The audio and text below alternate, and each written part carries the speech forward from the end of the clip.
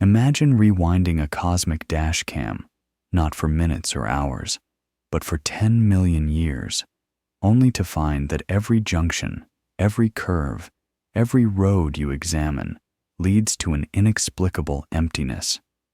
This is precisely the baffling predicament astronomers faced when attempting to pinpoint the origin of the third known object to journey into our solar system from beyond the stars.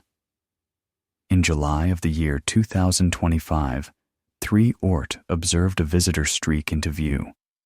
Within weeks, dedicated teams across the globe, utilizing the formidable capabilities of the Hubble Space Telescope, the James Webb Space Telescope, and a network of terrestrial observatories, turned their gaze towards it. The process of tracing its orbital path backward, a standard procedure, was expected to be straightforward. The objective was simple: identify the star system that had ejected this cosmic traveler, map its gravitational history, and close the investigation. Instead, they encountered a void. No significant interactions were detected within a 10 million year search radius. Furthermore, the object's chemical composition is perplexing.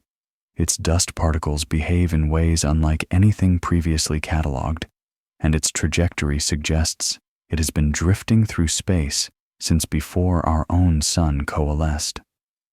Continue reading as we delve into why this enigmatic visitor is causing such unease among origin scientists and explore the profound implications of an interstellar traveler that refuses to answer the most fundamental question: where did it truly come from? Part 1. 3 Oort, a celestial phantom. To fully grasp the significance of what follows, let us first establish the context. On the first day of July in the year 2025, the Asteroid Terrestrial Impact Last Alert System, or ATLAS, station located in Chile, detected an object hurtling through the inner regions of our solar system. Within mere hours, astronomers confirmed they were observing only the third confirmed visitor from another star system to grace our cosmic neighborhood. They christened it 3 Oort, though for the remainder of this exploration, we shall simply refer to it as Oort. The scientific community's response was immediate and global. Every major telescope, both in orbit and on Earth, was trained on Oort. The Hubble, the James Webb, and ground-based observatories from every continent diligently collected data. The next logical step, a routine procedure for astronomers encountering such a celestial wanderer, was to trace its path back to its stellar home. This is where the enigma deepens. A research paper, published in 2025 by a team led by Perez Couto, outlined what should have been a standard analysis. Their objective was to effectively rewind the galactic dashboard camera, following Oort's trajectory backward through space and time to identify the star that had propelled it into the interstellar void. To achieve this, they leveraged the Gaia Data Release 3, the most comprehensive and precise stellar census ever compiled, mapping millions of stars in 6 dimensions, their position, their motion, and every relevant characteristic. Their simulations extended 10 million years into the past, meticulously comparing Oort's trajectory with every star in its vicinity according to the database. This exhaustive search encompassed a cone of observation extending 500 parsecs, approximately 1,600 light-years. This vast volume of space yielded 93 potential encounters, flagging stars that might have passed close enough to gravitationally influence Oort's current path. Astonishingly, every single one of these potential interactions proved to be inconsequential. No significant gravitational perturbation was detected. The closest star of potential relevance, catalogued as Gaia DR 36863591389529611264, passed Oort at a distance of approximately 0.30 parsecs, roughly 98,000 astronomical units, with a relative velocity of 35 kilometers per second. However, the crux of the problem lies in the gravitational impulse calculated from this flyby. The resultant change in Oort's velocity would be approximately 5 times 10 to the power of -4 meters per second, a mere half a millimeter per second. This is orders of magnitude too minuscule to account for Oort's current trajectory. It is not even remotely close. Let us articulate this paradox as clearly as possible. Oort possesses a hyperbolic orbit, definitively indicating its origin outside our solar system. This is not a point of contention. Interstellar objects do not spontaneously materialize. They must originate from somewhere. Yet, when we scrutinize potential origins, we find nothing. There is no discernible gravitational imprint, no parent star, no stellar sibling. It appears as a cosmic orphan in every dataset we possess. To preempt any notion that this is simply a consequence of insufficient data, it is crucial to understand that the research team employed rigorous statistical methods, including Monte Carlo sampling of orbital uncertainties and covariance ellipses, to account for measurement errors. They meticulously examined different reference frames and cross-referenced their findings with other traceback studies.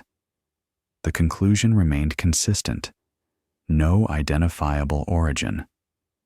Intriguingly, a factor that prevents this situation from descending into complete mystery is Oort's kinematic consistency with the galactic thin disk. Despite its substantial peculiar velocity relative to the local standard of rest, when its motion is plotted in galactic coordinates, using Tumbler's diagrams and likelihood diagnostics, it appears to belong to the population of relatively young stars that populate our local galactic neighborhood. It is not an interloper from the ancient, distant reaches of the galactic halo. Its movement suggests it should be from our vicinity. But if it originates from around here, why can we not ascertain its specific point of origin? The discovery itself rapidly transformed into a global scientific endeavor. First detected by Atlas in Chile, it was then observed by Hubble, followed by the James Webb Space Telescope, which focused its infrared capabilities upon it. Observatories worldwide, from Hawaii to South Africa, tracked its nightly passage. This was not a faint, elusive smudge captured in a single dataset. Oort quickly became one of the most intensely studied objects in the night sky. Yet, despite this overwhelming attention and the wealth of collected data, we are still unable to answer the most fundamental question one would ask about any object: where did you come from? It is vital to comprehend the true meaning of untraceable in this context. This is not a scenario where scientists simply state they do not yet know. This is a situation where scientists have thoroughly investigated the historical trail and found that, within the current scope of our catalogs and methodologies, no such trail exists. Imagine watching a dash cam recording. You are asked to rewind and locate the car's last turn. You rewind for 10 seconds, then a minute, then an hour. As you go further back, the roads begin to blur. Intersections merge into indistinguishable patterns, and lane markings dissolve into static. By the time you have rewound 10 million years, the car is still on a road. But every intersection you examine, every exit ramp you scrutinize, fails to correspond to its point of origin. The trail simply vanishes into cosmic noise. For the field dedicated to the study of interstellar objects, this poses more than just an intriguing puzzle. If Oort cannot be linked to a parent system, the entire endeavor of mapping galactic chemical evolution through these transient celestial bodies faces a significant impediment. The underlying premise was elegant: capture an interstellar comet, analyze its composition, trace its orbit back to its parent star, and then use the star's age and metallicity to determine the comet's formation epoch. By repeating this process for numerous interstellar visitors, scientists could construct a detailed chemical map of planetary systems throughout the galaxy. However, if the initial, crucial step, the orbital traceback, fails for reasons that remain elusive, the entire framework collapses. It is important to add a note of caution. Untraceable does not imply an eternal state of unknowability.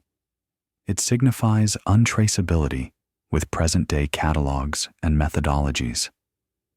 Future releases of Gaia data may fill existing gaps.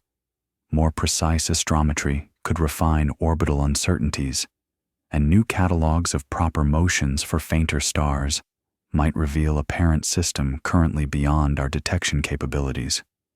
The universe does not conceal its secrets out of malice. It does so because our tools for observation are not yet sufficiently advanced. But at this moment, with the best available data, Oort lacks any discernible ancestral connection. This reality is unsettling in a manner that transcends simple ignorance. Therefore, if dynamical tracing cannot reveal its origin, can we at least infer its birthplace from its constituent materials? This is the next avenue of investigation.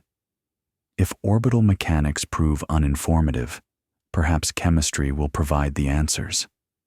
Because when the James Webb Space Telescope directed its spectrograph at Oort in August of 2025, the findings were nothing short of astonishing. The gas emanating from this object, its coma, the cloud of sublimating ice and dust, deviates significantly from the expected composition of comets. Part 2. The Failed Ancestry Search. Let us meticulously reconstruct the pursuit of Oort's parent star. This was not a vague, theoretical exercise, but a detailed forensic investigation involving millions of potential suspects and a timeline stretching back to an era when our ancestors were still mastering rudimentary stone tools. The methodology employed resembles a procedural crime drama, with the crime scene spanning 10 million years and the suspects being stars. Step 1 involved Perez Couto and their team acquiring the Gaia Data Release 3, a high-precision catalog of stellar information in 6 dimensions. This catalog encompasses not only stellar positions in the sky, but also their motions in 2 directions, their parallax for distance determination, and their radial velocities, indicating movement towards or away from us, a total of 6 distinct measurements per star. Rigorous filtering criteria were applied to ensure data quality. A parallax greater than 2 milliarcseconds was required to focus on nearby stars, and a renormalized unit weight error, or RU, of less than 1.4 was enforced to guarantee the accuracy of the astrometric measurements. A minimum of 8 visibility periods was also a requirement to preclude spurious data. Following these stringent selections, the dataset comprised 3.6 million stars, for which complete radial velocity data was available, representing 3.6 million potential parent stars. Step 2 focused on establishing the initial conditions. Before any backward tracing can occur, an exact understanding of the object's current position and velocity is paramount. The team utilized the pre-entry heliocentric state vector, a measurement relative to the Sun, as calculated by De La Fuente Marcos and colleagues in 2025. However, to accurately integrate orbits within the galactic context, this data had to be converted into galactocentric coordinates, measured from the center of the Milky Way. This conversion necessitates precise knowledge of the Sun's motion relative to the local standard of rest, which represents the average velocity of stars in our immediate vicinity. Any inaccuracies in this calculation would significantly skew the entire traceback. The team, however, ensured the accuracy of this crucial parameter. Step 3 involved selecting an appropriate gravitational potential model. The Milky Way is not a simple point mass. It is a complex structure comprising a swirling disk of stars, a central bulge of ancient stars, and a surrounding halo of dark matter. To accurately integrate stellar orbits, a model that encompasses all these components is essential. The researchers employed MW Potential 2022, a state-of-the-art model of the galactic gravitational potential. The integration calculations were performed using a specialized software package known as GALA. The simulations extended 10 million years into the past, step by painstaking step, calculating the gravitational influence of the galaxy on Oort and on each candidate star. The complexity arises in step 4, accounting for orbital uncertainties. Our knowledge of Oort's position and velocity is not infinitely precise. Even minor errors in current measurements can lead to exponentially larger divergences in trajectories projected 10 million years into the past. Consequently, the team did not conduct a single integration. Instead, they employed Monte Carlo sampling from the orbital covariance ellipses, generating hundreds of slightly different versions of Oort's trajectory, each consistent with the observed measurement uncertainties. If any of these simulated trajectories resulted in a close encounter with a star, that star would be flagged as a potential parent. However, the most significant finding was that even with generous Monte Carlo sampling and inflated uncertainties to account for potential chaotic effects, not a single flyby resulted in a plausible parent identification. To highlight the core results, 93 nominal encounters were identified within 2 parsecs. Of these, 62 passed a significance threshold of at least 2 sigma, a seemingly promising number suggesting 93 opportunities to find a parent. Yet, upon calculating the actual energy exchange, the delta V imparted by each encounter, all proved to be negligible. The most significant interaction, with the aforementioned Gaia star, resulted in a velocity change of approximately 5 times 10 to the power of -4 meters per second, an utterly insignificant amount. For context, this is less momentum transfer than a human imparts to surrounding air molecules. From a gravitational perspective, this interaction was a non-event. The reason why a close passage at 0.30 parsecs and 35 kilometers per second is considered insignificant is that tidal forces scale inversely with the square of the distance and directly with the relative velocity. When 2 objects are moving at high relative speeds, the gravitational interaction is brief, leaving insufficient time for significant momentum transfer. One can visualize this by imagining trying to catch a baseball while riding past it on a motorcycle at highway speeds. Your hand is near the ball for only a fleeting moment, resulting in minimal force transfer. This analogy applies here, with the star as the motorcycle, Oort as the baseball, and the Milky Way as the highway. Other research groups have conducted similar investigations. Go and colleagues, in 2025, utilized slightly different initial conditions and applied alternative parallax systematic corrections, arriving at slightly different encounter counts. While their specific numbers do not precisely align with Kudo's findings, the overarching conclusion remains identical. No definitive parent star, no plausible flyby event that could explain Oort's trajectory. The discrepancies lie in the finer details, not in the fundamental outcome. When these differences are reconciled, taking into account choices in reference frames and covariance sampling, the narrative remains consistent. Oort is an orphan. The question then arises, why limit the search to 10 million years? Why not extend it further back in time? There are 2 primary reasons. Firstly, the phenomenon of chaos. Stellar orbits and the orbits of interstellar objects diverge exponentially over time due to minute perturbations. The further back in time one projects these orbits, the less reliable the integrations become, transitioning from historical reconstruction to tracking noise. Secondly, catalog limitations. Gaia's radial velocity measurements become increasingly sparse beyond approximately 500 parsecs.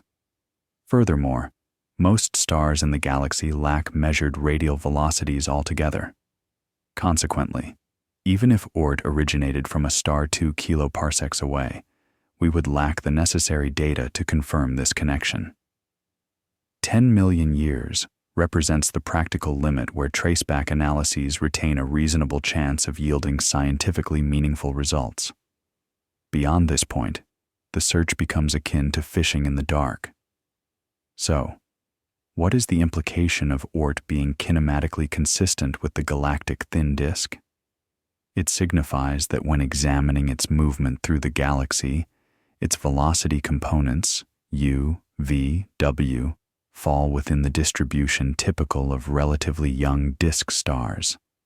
It does not exhibit the motion characteristic of halo stars, which typically possess highly eccentric, inclined orbits and significantly higher velocities relative to the local standard of rest. However, it is crucial to understand what this observation does not imply. It does not definitively establish Oort's age or metallicity. Membership in the thin disk is a statistical classification, not a detailed biography. While it effectively rules out more exotic scenarios, such as Oort being an intergalactic traveler or a relic from the galactic halo, it does not pinpoint a specific formation environment. Thus, we have reached an impasse with dynamical analysis. The orbital traceback, the very tool designed to reveal Oort's origin, has yielded nothing. We have searched as far back as our data permits, examined millions of stars, and accounted for uncertainties, yet the trail remains cold. However, there is a possibility that the object itself might offer clues that its motion cannot. Oort is not merely an inert rock. It is an active celestial body, outgassing and surrounded by a coma of sublimating ice and dust. When the James Webb Space Telescope observed this coma, it revealed characteristics that defy all known patterns. Part 3. The Carbon Dioxide Coma Paradox. On the 6th day of August in the year 2025, the James Webb Space Telescope directed its near-infrared spectrograph towards 3 Oort. At that time, the object was approximately 3.32 astronomical units from the Sun, positioning it just inside the orbit of Jupiter. Webb captured an integral field unit spectrum of the coma, the envelope of gas and dust surrounding the nucleus. The analysis revealed a coma dominated by carbon dioxide. The 4.3 micron Nu-3 carbon dioxide band was prominently and unmistakably detected. Water, carbon monoxide, and tentative detections of carbon sulfide were also present, alongside absorption features from water, ice, and dust. However, the most striking finding was the overwhelming abundance of carbon dioxide. To underscore the peculiarity of this observation, consider the mixing ratio, the abundance of carbon dioxide relative to water. This ratio was measured at approximately 7.6 plus or minus 0.3. This figure represents one of the highest carbon dioxide to water ratios ever recorded in any comet. For comparative context, most long-period comets and Jupiter family comets exhibit carbon dioxide to water ratios well below 1, with water being the dominant volatile component and carbon dioxide present in trace amounts. Oort, however, reverses this trend. Carbon dioxide is the dominant volatile, with water playing a secondary role. The only other comet exhibiting a similarly high carbon dioxide presence is C2016 R2, Comet Pan-STARRS, which also displayed unusually elevated levels of carbon dioxide. Yet, even that object was an outlier within a dataset comprising hundreds of comets. Oort is now joining a very exclusive and peculiar group. The morphology of the coma adds another layer of intrigue. Webb observed enhanced outgassing on the sunward side, a predictable phenomenon as sunlight warms the surface, causing ice to sublimate and gas to vent, preferentially towards the sun. However, the peculiar aspect is that despite this clear activity and a visible asymmetry in the coma, there is no strong signature of non-gravitational acceleration detected in Oort's orbit. We will delve into this in more detail later, but for now, note this unusual combination: an active coma coupled with a lack of detectable propulsive effect. This raises questions about the object's formation environment. What does a carbon dioxide-rich coma reveal about where this celestial body originated?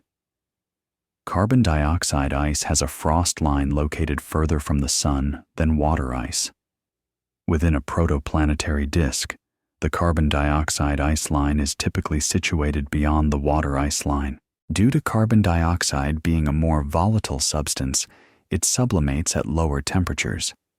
If Oort is rich in carbon dioxide, it likely formed in a colder region of its parent system, beyond the carbon dioxide frost line.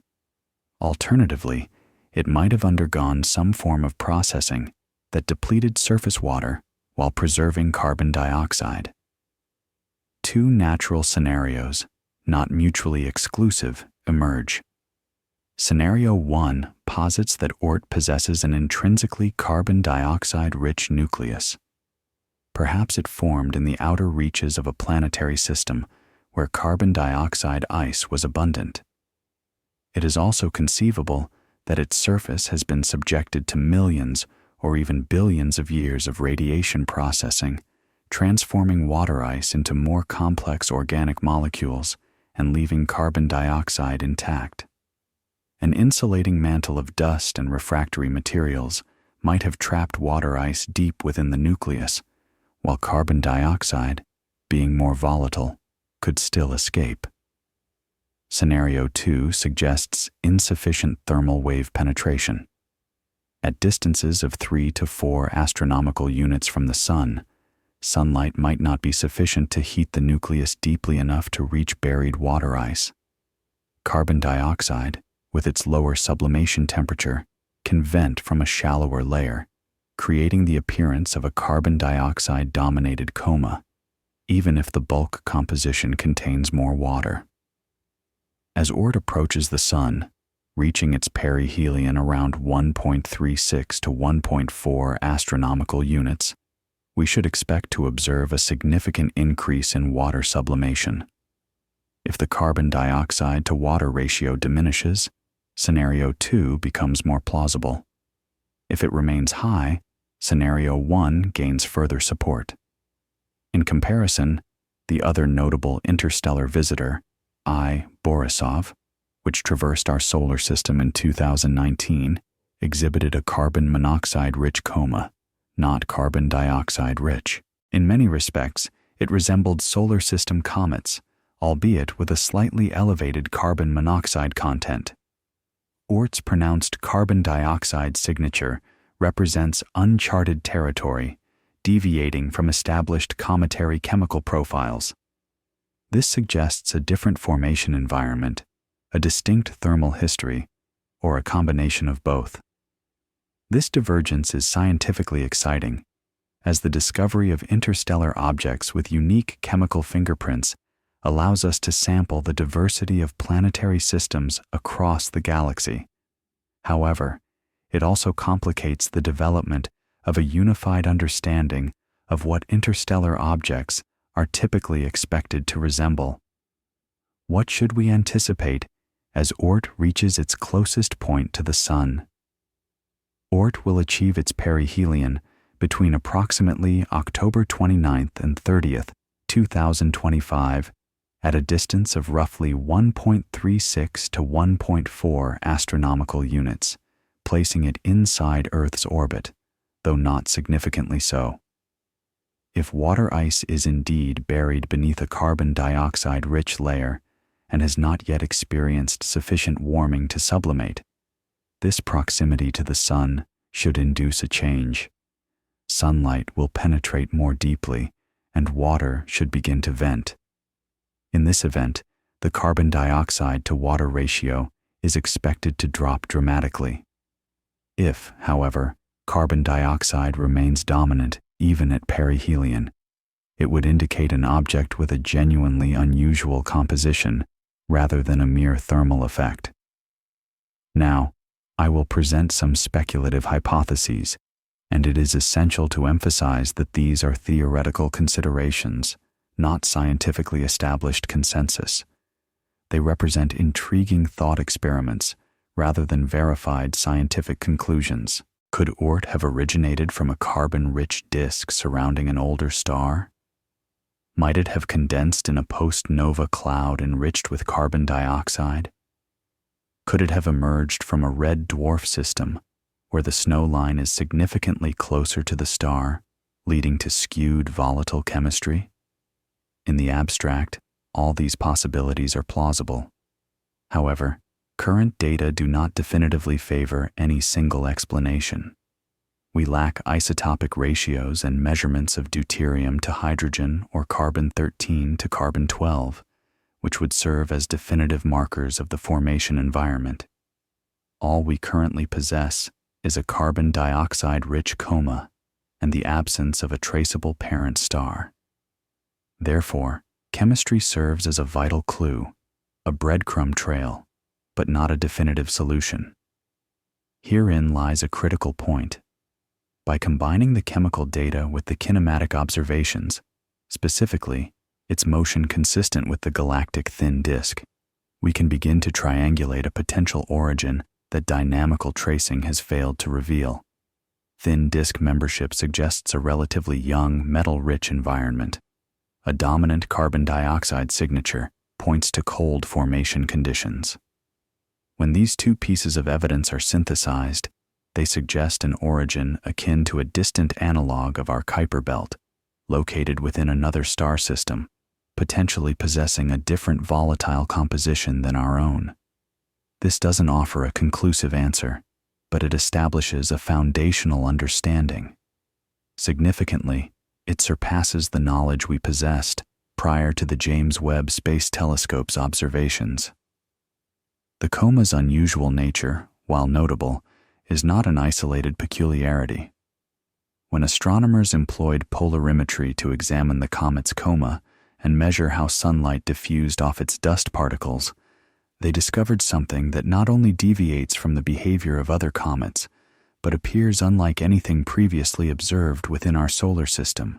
The particulate matter surrounding Atlas is exhibiting behavior that defies conventional expectations for dust. Part 4. The Polarization Anomaly. Polarimetry, a technique that might initially sound highly technical, reveals its profound capabilities upon closer examination. As sunlight encounters dust particles, it scatters. A portion of this scattered light becomes polarized, meaning its electric field oscillates predominantly in a single direction, rather than exhibiting random orientation. The intensity of this polarization and its variation with the angles between the sun, the dust, and the observer provide crucial insights into the dust's physical attributes.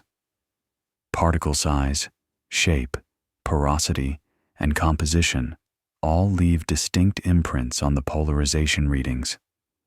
For many decades, astronomers have meticulously measured polarization from asteroids and comets, thereby constructing a comprehensive catalog of the typical appearance of solar system dust.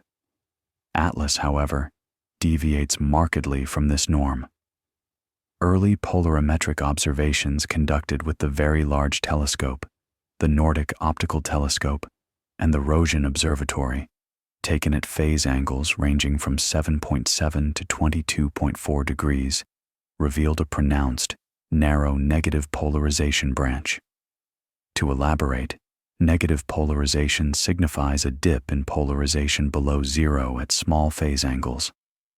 While this phenomenon has been observed in certain solar system bodies, it typically manifests as a more gentle and broad depression. The negative branch associated with Atlas reaches a minimum of approximately negative 2.7% at around 7 degrees, before reversing its trend and transitioning back to positive polarization at approximately 17 degrees. This specific combination, a deep and narrow dip, is unprecedented. It has not been observed in any comet to date, nor in any asteroid. Even 2I Borisov, the previous confirmed interstellar comet, did not exhibit this characteristic. The reason for its peculiarity lies in scattering behavior. When light disperses from dust particles at angles close to backscattering, that is, angles approaching the direct line between the sun and the observer, certain unusual effects are anticipated, such as coherent backscatter and shadow hiding. These phenomena can indeed cause a decrease in polarization below zero. However, the depth and width of this dip are intrinsically linked to the physical properties of the dust grains themselves. Loose, aggregated structures composed of tiny monomeres tend to produce shallower and broader negative branches. Conversely, more compact grains yield different polarization curves. Porosity plays a significant role.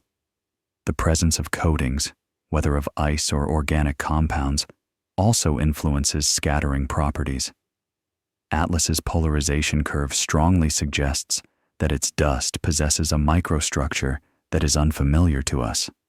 So, what could be responsible for generating such a deep, narrow negative branch?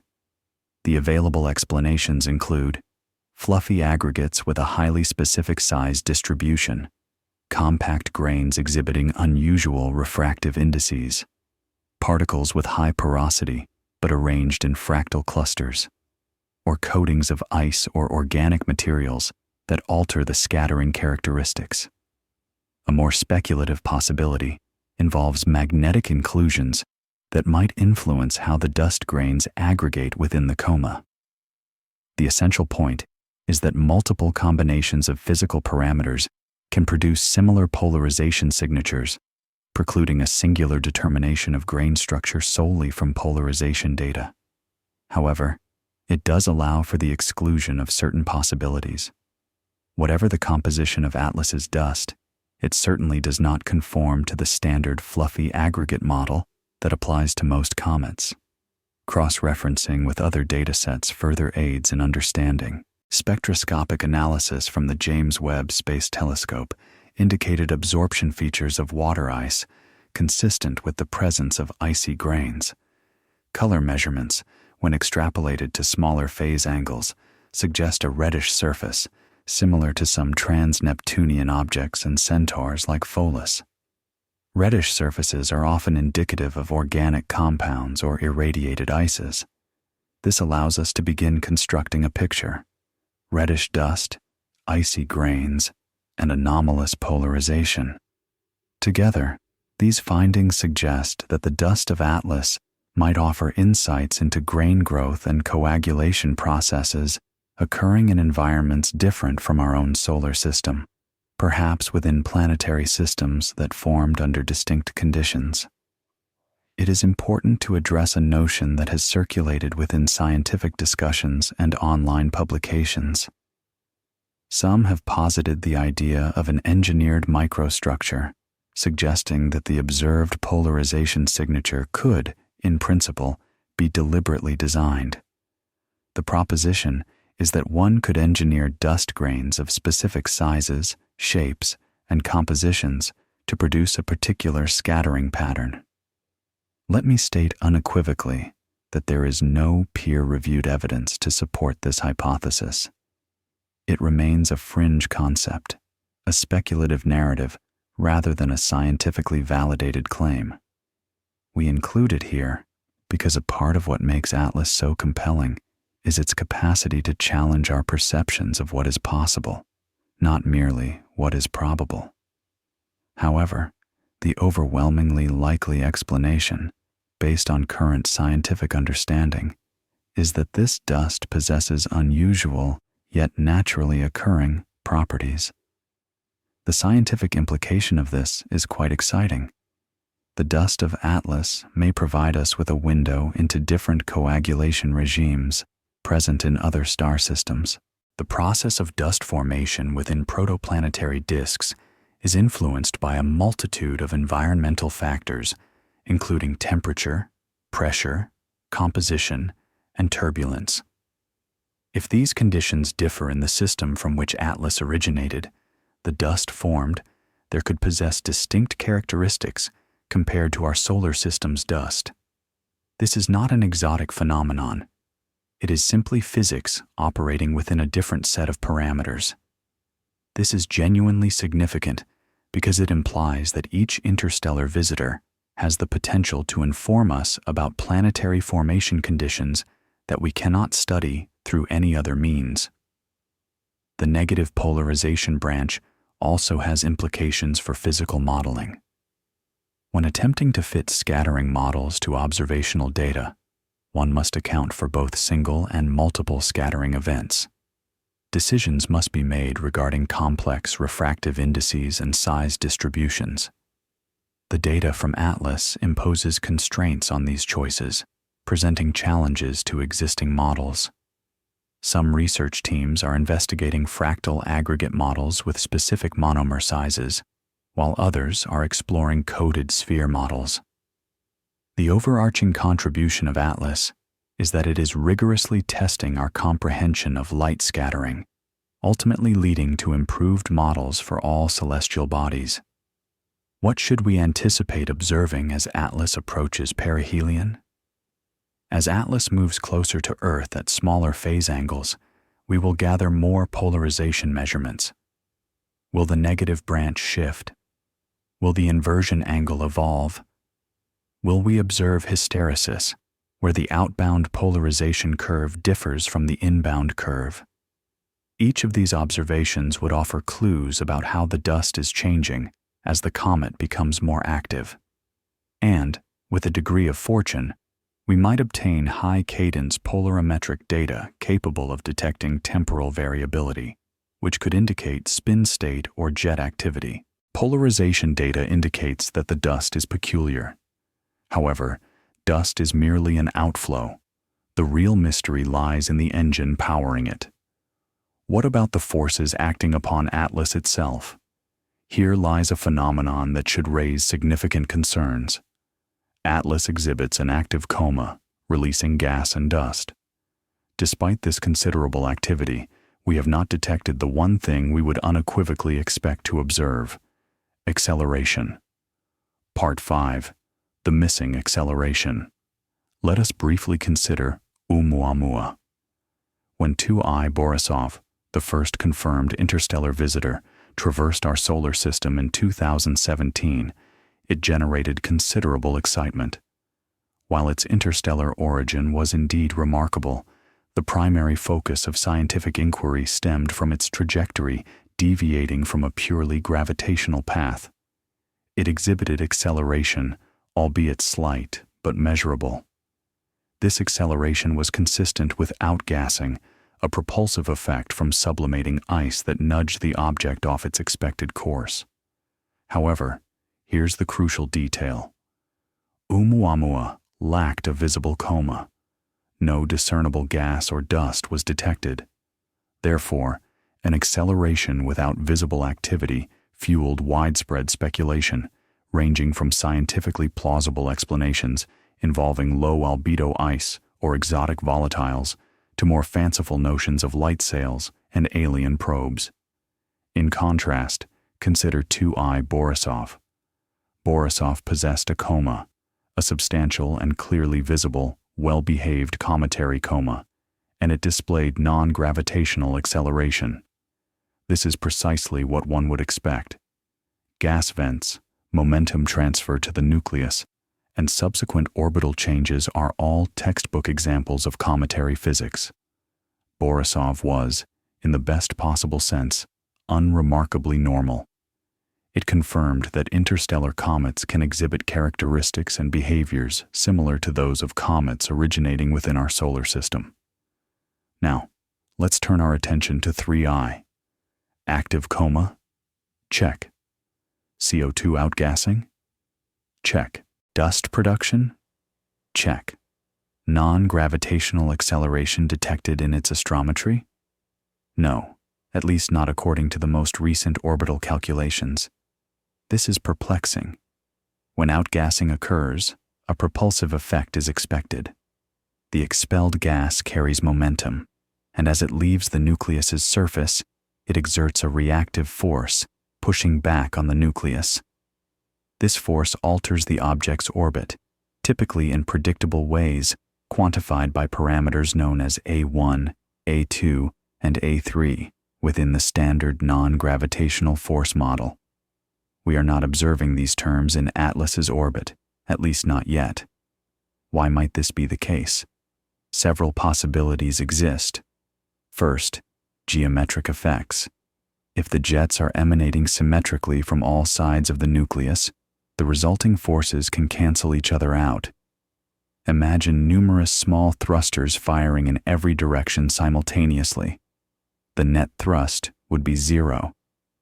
This scenario is plausible if the nucleus is tumbling or if sublimation is occurring from multiple active regions that effectively balance each other. Second, the spin state. If Atlas is rotating in such a manner that the directions of its jets are averaged out over the course of an orbit, the net acceleration could fall below detectable limits. Third, mass. A larger, more massive nucleus dilutes the impact of any individual jet. Hubble's upper limit for the nucleus size is approximately 5.6 kilometers. If Atlas is at the higher end of this size range and possesses significant density, the non-gravitational forces might be present, but simply too small to be measured at this time. Fourth, and this is where things become particularly intriguing, the role of CO2 versus water. At a distance of 3.3 astronomical units, the outgassing from Atlas appears to be dominated by CO2. Carbon dioxide sublimes more uniformly than water because it is more volatile and does not require focused sunlight to vent. Water, on the other hand, tends to produce more directional jets, particularly when originating from localized active areas. If Atlas's activity at this distance is primarily driven by CO2, and if this CO2 is venting in a relatively even distribution, this could account for the absence of a significant non-gravitational signal. The true test will come at perihelion. If water begins to sublimate and vent in an asymmetric fashion, we should anticipate the emergence of A1 and A2 terms in the orbital fits. Let me introduce a speculative concept, clearly labeled as a narrative device rather than a scientific claim. The term inertial damping is frequently encountered in science fiction, referring to a mechanism that suppresses acceleration, thereby maintaining an object's stability. Could 3I, with its dense, insulated surface and symmetrical CO2 venting, create the appearance of controlled stability? Could it present itself to an external observer as something resisting the typical chaotic nature of cometary behavior? The answer is almost certainly no. Natural processes adequately explain the observed phenomena. However, the very fact that this question can be posed, that Atlas's behavior is sufficiently unusual to prompt such contemplation, is itself noteworthy. What should we be looking for at perihelion? If water outgassing intensifies and the jets become asymmetric, we should begin to observe non-gravitational terms in the astrometric calculations. If these terms appear and are consistent with cometary outgassing, then the mystery will likely be resolved. However, if they remain absent, and Atlas continues to exhibit activity without measurable acceleration, then we are venturing into truly peculiar territory. This would imply either a highly specific rotational geometry or an aspect of the nuclear structure that we do not yet fully comprehend. Why is this significant? From a practical standpoint, if Atlas's trajectory is predictable and not subject to substantial non-gravitational perturbations, planning interception missions becomes considerably simpler. The concern of the target evading pursuit would be alleviated. This may seem trivial, but it is not. mission designers require precise knowledge of an object's location years in advance. Unpredictable comets are poor targets. Stable, predictable interstellar visitors, on the other hand, represent prime candidates for future flyby or even sample return missions. Thus, we are observing an object that is chemically anomalous, optically peculiar, and dynamically unusual. However, there is another dimension to this narrative, one that touches upon coincidence and geometric alignment. When we plot Atlas's origin in the sky, examining its radiant, the direction from which it was traveling before the sun's gravity altered its path, something causes a degree of unease. This unease is not necessarily felt by scientists who understand selection effects and statistical probabilities. Rather, it is experienced by the public, by bloggers, and by those who perceive patterns and question their underlying significance. Therefore, let us delve into the geometry of coincidence. Part 6. The geometry of coincidence. Every interstellar object possesses a radiant, a specific point in the sky from which it appears to originate before the sun's gravitational influence curves its trajectory. Consider this as a reverse vanishing point. If one were to observe Atlas from outside the solar system as it approached, it would appear to be coming from a particular direction in space. This direction, when projected onto the celestial sphere, is referred to as its radiant. For 3I, the radiant is situated in a specific region relative to the galactic plane and the solar apex, the direction in which our sun is moving through the local standard of rest. Here's what the models indicate.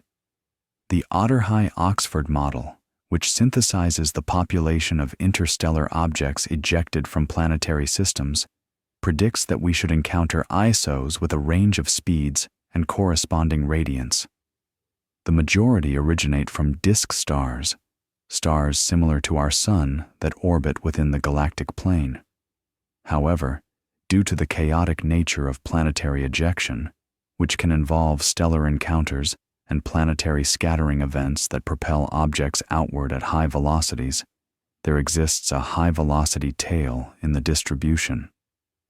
Atlas's speed, approximately 58 kilometers per second relative to the sun, and its radiant direction fall within the expected parameters for objects ejected from disk stars. According to these models, it is not an outlier. It is unusual, certainly, but within the predicted range. Perez-Couto's kinematic diagnostics corroborate this assessment. Atlas's motion is consistent with originating from the thin disk, despite its considerable peculiar velocity. The confusion arises from the term peculiar velocity. It might sound exotic, implying the object is behaving in an anomalous manner. However, peculiar velocity simply refers to velocity relative to the local standard of rest. It is a technical designation, not a judgment of behavior. Older stars exhibit large peculiar velocities because they have undergone significant gravitational interactions over billions of years. Atlas's motion is consistent with such a history. It is not indicative of a thick disk star or an interloper from the galactic halo. It is a disk object with a past history of gravitational disturbances. So, why do discussions about alignment arise? Why do blogs and forum posts breathlessly refer to solar apex coincidences or planetary approach geometries? The answer lies in the human propensity for pattern recognition. We observe Atlas passing relatively close to Mars, within approximately 29 to 30 million kilometers, and perceive this as precise.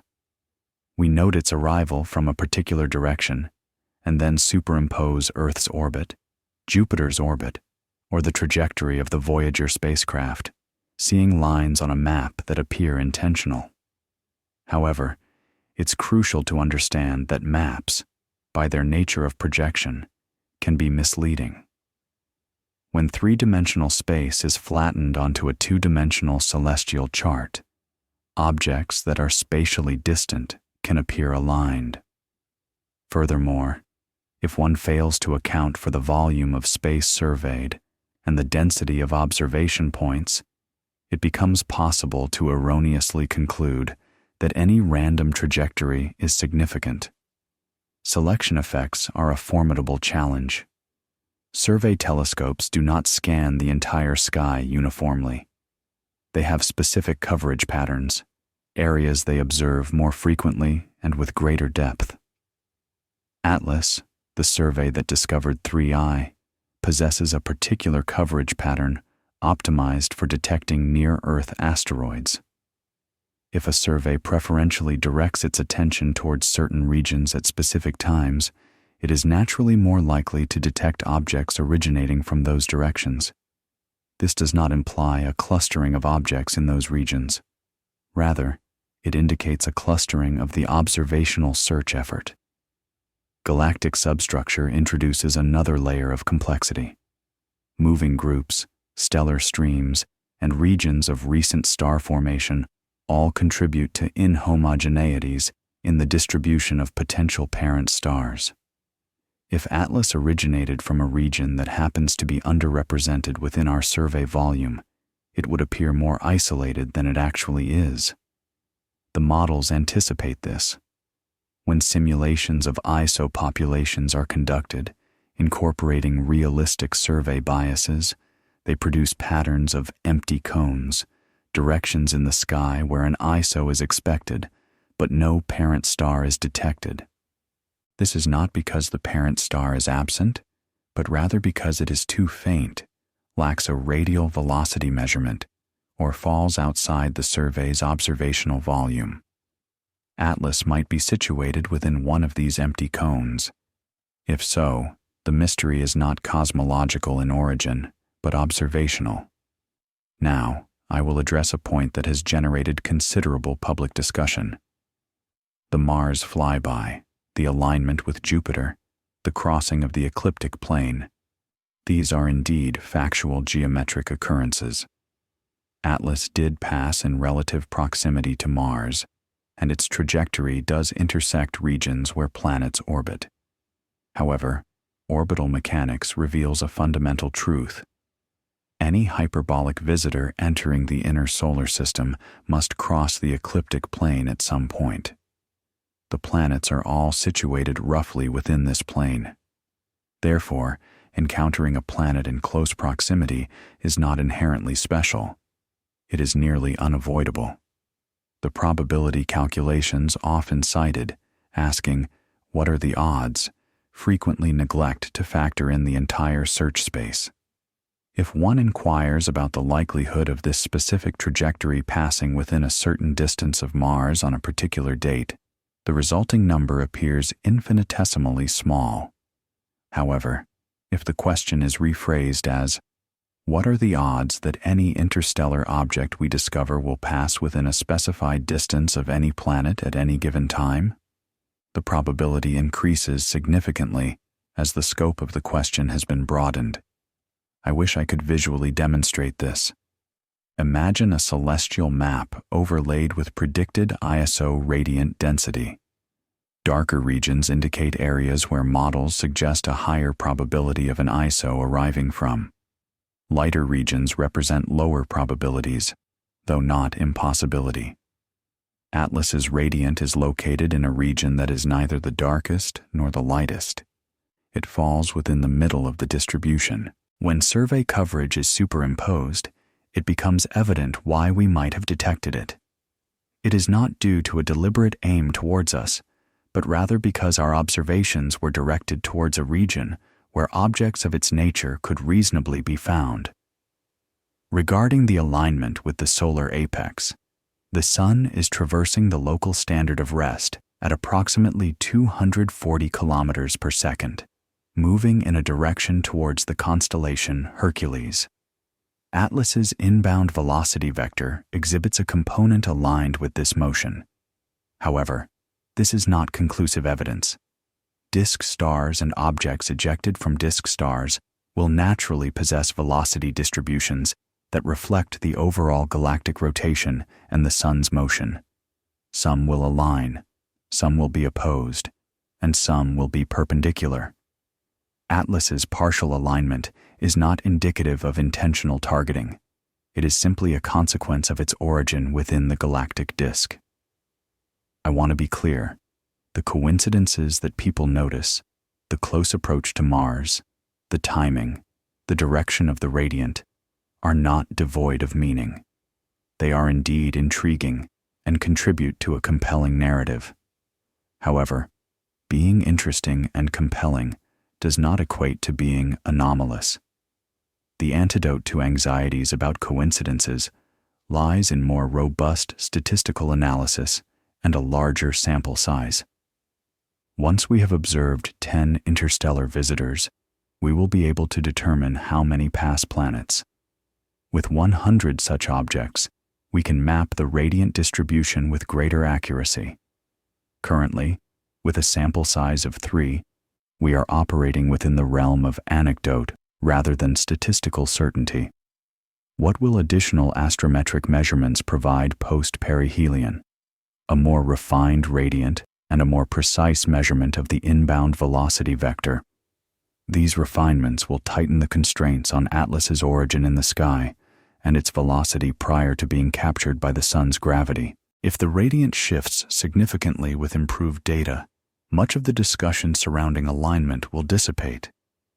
If it remains largely consistent, we will possess a more precise target for future traceback attempts when more advanced stellar catalogs become available. Speed, however, is not solely about location. It also pertains to velocity relative to the local standard of rest. And Atlas's speed is considerable. While not impossibly high, it is sufficiently elevated to prompt uncomfortable questions. This is because, within the galactic velocity field, discernible patterns exist. Young stars tend to move slowly relative to the LSR, while older stars exhibit higher velocities. The velocity of a celestial body reveals its dynamic age, the duration it has traversed through gravitational interactions.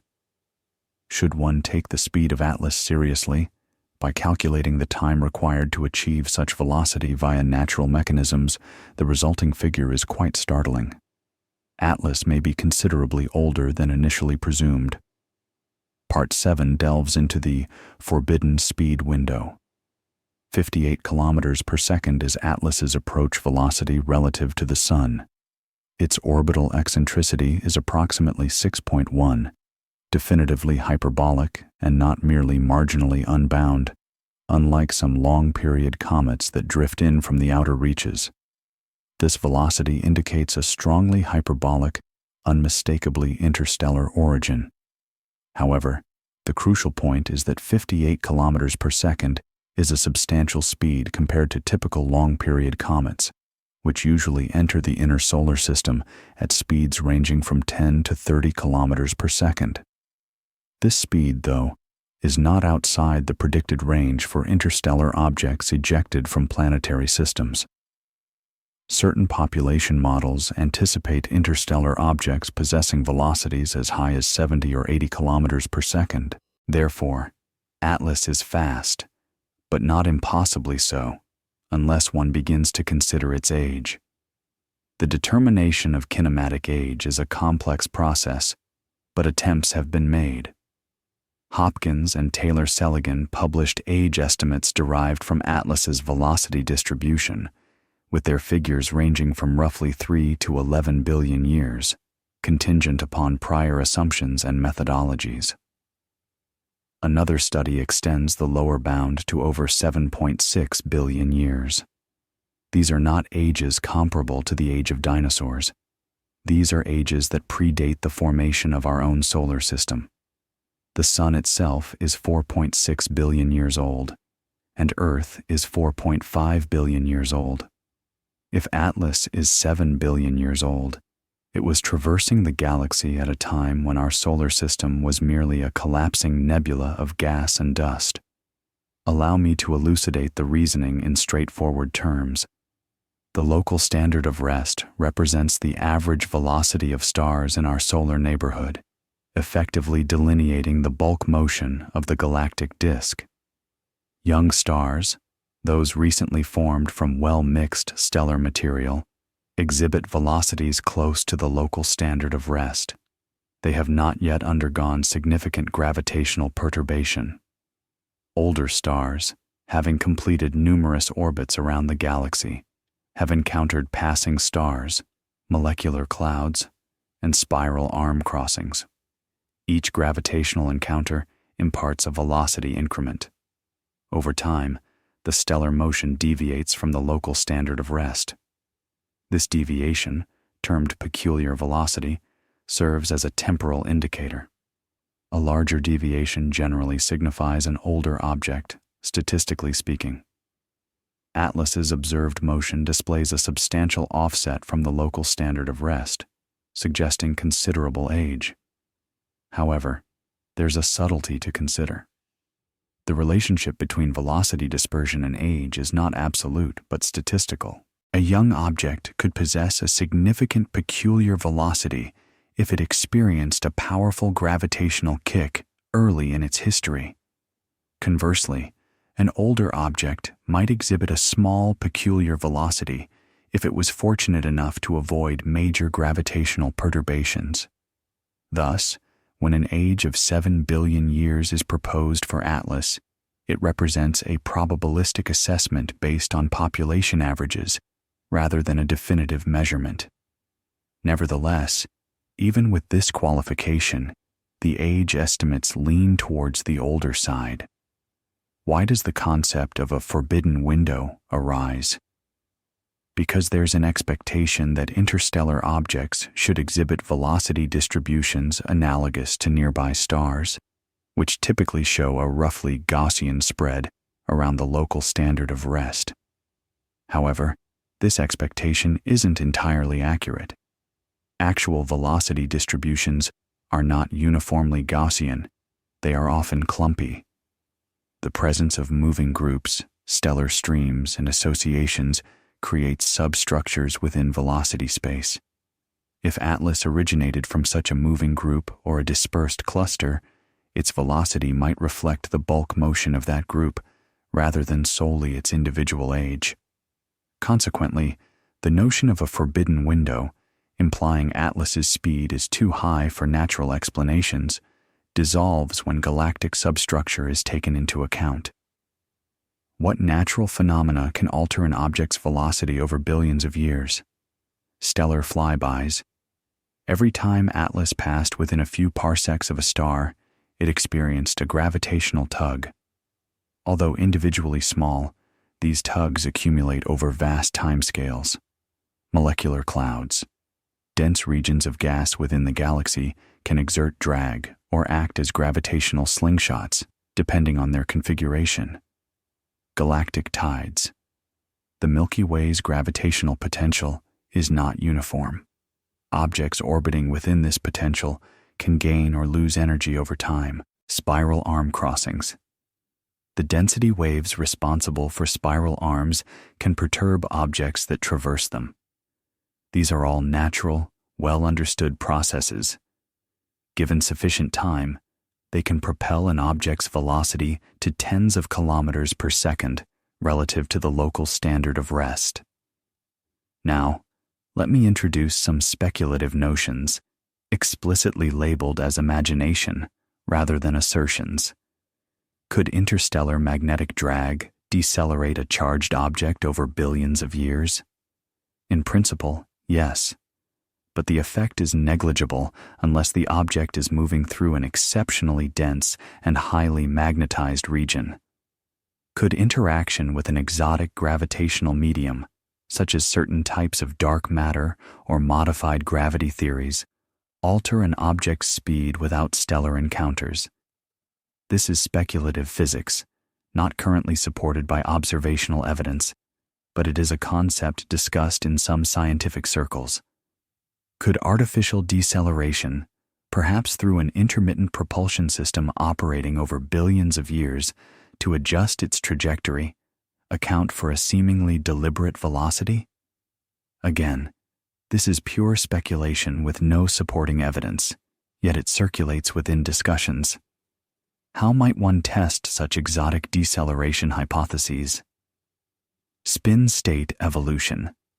If Atlas has been subjected to external torques beyond typical outgassing, its rotation might exhibit anomalies. Cometary torques. If jets are firing asymmetrically in a manner that dampens orbital changes rather than amplifying them, this could be detectable. Pre- and post-perihelion velocity shifts. If Atlas's speed relative to the Sun changes by an amount inconsistent with gravitational interactions and cometary outgassing, it would be a significant indicator. However, none of these anomalies have been detected. Therefore, for the present, exotic deceleration remains a solution in search of a problem. This leads to the next point. High velocity combined with significant age implies a loss of information. If Atlas has been drifting for billions of years, the sheer number of stars it has encountered and gravitational interactions it has undergone is astronomical. Each interaction adds a degree of noise to its orbital history. After even 10 million years of backward integration, one is no longer tracking the actual trajectory, but rather one possibility within an exponentially expanding cloud of potential paths. The timeline doesn't merely fade, it dissolves into chaos. Part 8 explores the vanishing timeline. Imagine attempting to reconstruct the path of a single pebble in a riverbed after 10 million years of water flow. The pebble itself remains, tangible and observable. However, the precise route it took to reach its current location is lost, effaced by trillions of minuscule turbulent eddies, each subtly altering its direction. While the physics governing the process is reversible in principle, Newton's laws apply both forward and backward. The information required to reverse the trajectory, namely, the precise position and velocity of every water molecule at every instant, has dissipated into entropy. Atlas is the pebble, the Milky Way is the river, and 10 million years is an immense span of time. Paricuto's team ceased their retrograde trace at 10 million years because, beyond that point, a meaningful search for ancestral origins becomes impossible. This limitation stems from two primary factors. Firstly, chaos. Stellar and interstellar object orbits are inherently chaotic systems. Minor uncertainties in initial conditions amplify exponentially over time. By 10 million years, the phase space of possible trajectories has expanded so dramatically that distinguishing one path from another becomes statistically meaningless. The computation shifts from reconstructing history to analyzing noise. Secondly, catalog limitations. The Gaia mission provides radial velocities for only a fraction of stars, primarily brighter ones within a few hundred parsecs. Beyond approximately 500 parsecs, the completeness of radial velocity data drops sharply. Thus, even if Atlas originated from a star 2 kiloparsecs away, the necessary data to confirm this would be unavailable. 10 million years represents the temporal threshold where observational constraints and dynamical chaos converge, signaling a point beyond which meaningful tracing is infeasible. Cosmic amnesia is not a flaw in physics, but an inherent characteristic of information theory. The universe does not maintain a meticulous record of every trajectory. Information is perpetually thermalized, mingled, and lost to entropy. While an object's past exists physically, and causality is a fundamental reality, the retrievability of that past is not guaranteed. After sufficient time and a multitude of interactions, the causal chain, though theoretically intact, becomes practically untraceable. Atlas undoubtedly has a past. It originated from a specific location, but the universe's record-keeping system has effectively shredded the receipt. Why is this significant beyond the context of 3I? Because we are on the cusp of an era marked by frequent discoveries of interstellar objects. The Vera C. Rubin Observatory, formerly known as LSST, is nearing operational status. It will conduct comprehensive surveys of the entire southern sky every few nights, probing deeply to detect faint objects. Projections suggest that once fully operational, Rubin could identify dozens to hundreds of interstellar visitors annually. The majority of these will likely be ancient, similar to Oumuamua, with origins that are untraceable. However, a select few, the fortunate ones, will be recently ejected. These are objects that departed their parent star within the last few 100,000 years, perhaps 1,000,000 years at most. For these objects, the process of cosmic amnesia has not yet fully taken hold, and their orbital histories remain potentially retrievable. These are the ones we can trace. What would it require to trace Atlas if more refined data became available? Enhanced stellar radial velocity measurements for fainter stars would be beneficial. Future releases from Gaia will extend the magnitude limit for RV measurements, but fundamental limitations exist for measuring extremely faint objects, both from ground-based and space-based observatories. Hypothetical missions capable of mapping stars to 10th magnitude or fainter with complete 6-dimensional data would be invaluable. Mapping the local interstellar medium. If we possessed detailed knowledge of the density and velocity structure of gas and dust along Atlas's past trajectory, we could more accurately model drag and perturbations. However, all of these are future possibilities. At present, Atlas's timeline dissolves into uncertainty. There is a philosophical point here that warrants attention. Physical causes are undeniably real. Atlas was ejected from a planetary system. That ejection had a cause, involving a star that exists or once existed.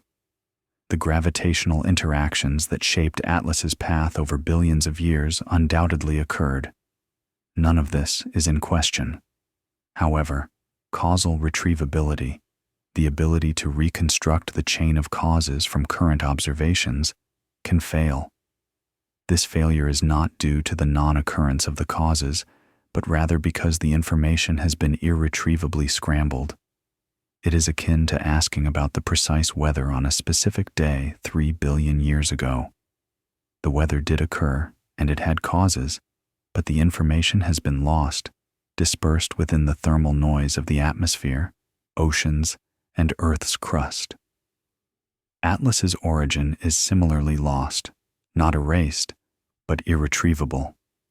There is a connection to chemistry here. Even if we cannot dynamically track Atlas's origin, we can still analyze its composition. The dominance of carbon dioxide, the polarization signature, and the dust properties provide environmental clues.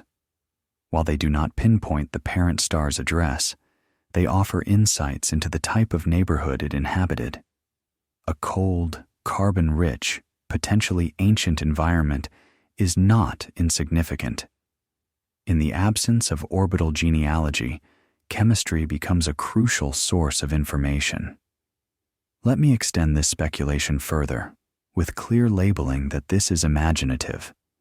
If Atlas is indeed ancient, having wandered for 7 or 10 billion years, it predates significant events in galactic history. The last major merger, the Gaia-Enceladus collision, occurred approximately 10 billion years ago. This event involved the assimilation of a dwarf galaxy into the Milky Way, causing significant disruption to the galactic disk, triggering star formation, and altering the galaxy's chemical composition. If Atlas predates this merger, it would have formed within a galactic environment that no longer exists. Its chemistry could thus reflect a past state of the Milky Way. This is a long shot, but a tantalizing prospect. Earlier, I mentioned that some studies, like Gotal's, report numerous close stellar passages in their traceback analyses. These findings do not align with Paracuto's results. The discrepancies can be attributed to variations in initial conditions, orbital uncertainties, stellar samples, and integration methods. When these methodological differences are reconciled, the apparent discrepancies become understandable. However, the consensus remains consistent across all studies, regardless of the specific numbers cited. No parent star has been identified, and while numerous close passages are indicated, none were sufficiently close or slow to be definitively causal. The timeline is scrambled for everyone. Thus, time has obscured the past, rendering orbital traceback a dead end. Yet, Atlas persists. It remains active, enshrouded in a coma of gas and dust. We possess the most advanced telescopes in human history trained upon it, including Hubble, Webb, and various ground-based instruments. Despite this, there is a curious silence, a lack of certain expected data points. Some of this is due to physical limitations, while other aspects relate to logistical challenges. In these informational gaps, speculation tends to flourish. Part 9 addresses the silence of the sensors. Hubble observed Oumuamua and established an upper limit on its nucleus size of approximately 5.6 kilometers. This is not a direct detection, but a limit derived from the amount of light observed that does not originate from the coma. The nucleus itself is obscured by the glow of gas and dust. Therefore, direct imaging is not feasible. Instead, models of the coma are constructed, subtracted, and the residual is analyzed. For Atlas, the resulting nucleus size estimate falls between approximately 0.32 and 5.6 kilometers, depending on assumptions regarding albedo and activity. The nucleus could be a few hundred meters across or several kilometers in diameter. This remains undetermined. What we critically lack, and this must be stated unequivocally, is radar data. There have been no radar echoes detected from Oumuamua. The reason is that radar astronomy for small bodies necessitates the target being relatively close and possessing a sufficiently large radar cross-section for detection. Atlas has remained too distant for effective radar ranging with current systems. Arecibo, which possessed the necessary capabilities, tragically collapsed in 2020. While Goldstone and the Green Bank telescope have attempted observations of some targets, Atlas's distance and geometric orientation make such efforts impractical. Therefore, the absence of radar data is attributable to physics and logistics, not conspiracy. Thermal infrared data offers a more nuanced perspective. Webb's near-infrared spectrograph provided spectral signatures of gas, ice, and dust. However, extracting a clean measurement of the nucleus's thermal inertia requires differentiating its thermal emission from the scattered sunlight and dust emission from the coma. This is a challenging task when the coma is actively producing material. Consequently, interpretations regarding the nucleus's composition, such as the presence of a thick crust, a porous structure, or more exotic properties, are premature. We do not yet possess the data to make definitive pronouncements. Irregularities in light curves have been reported from some ground-based photometric observations, indicating variations in brightness over time. However, the challenge lies in the fact that the nucleus is veiled by the coma. We are observing a composite signal of rock, gas, and dust, all varying in unison. Disentangling the rotation period, shape, and activity level from pre-perihelion photometry is exceedingly difficult. While some research teams are engaged in this endeavor, their results are preliminary. Therefore, claims regarding unusual rotation states or non-principal axis tumbling remain speculative at this stage. It is crucial to reiterate an important point. Despite visible activity, no non-gravitational acceleration has been detected in Atlas's orbit. This is a straightforward, albeit unexciting finding. However, even this boring observation can be intriguing when considering cometary physics. Actively sublimating comets typically exhibit non-gravitational acceleration. Atlas, at least thus far, does not. This is unusual, but, as previously discussed, potentially explainable through factors such as symmetric venting, the dominance of carbon dioxide over water, or specific spin geometries. The absence of non-gravitational acceleration does not, therefore, constitute evidence of artificial stabilization or exotic physics. It is simply an interesting data point that may be resolved with further astrometric observations. Now, let us differentiate between media portrayals and scientific papers. Headlines proclaiming Manhattanized objects, striking images from Mars flybys, and dramatic visualizations serve an illustrative purpose, aiding public engagement with the subject matter. However, when one consults official NASA, HST, and JWST scientific releases, the tone is considerably more restrained. Statements typically acknowledge uncertainties in nuclear size, the carbon dioxide-rich nature of the coma, and unusual polarization characteristics. These are the findings presented in peer-reviewed papers. The chasm between sensational headlines and the measured scientific data is where confusion often arises.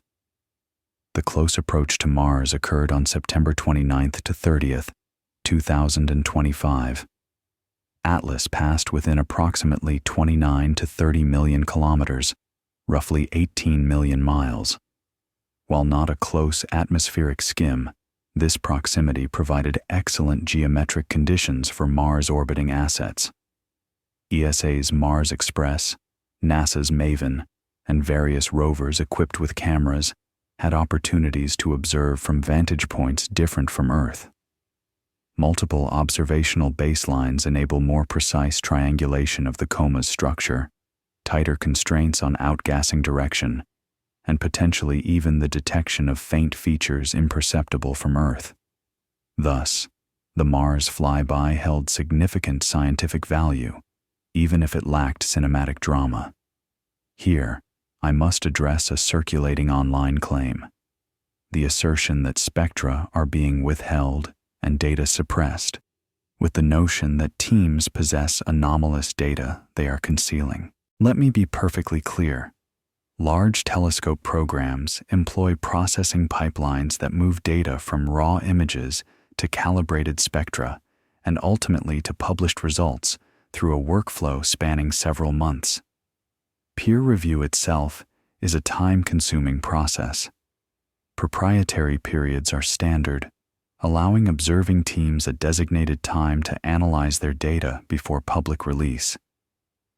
The absence of a plot immediately after an observation is not indicative of suppression, but rather reflects the established scientific process.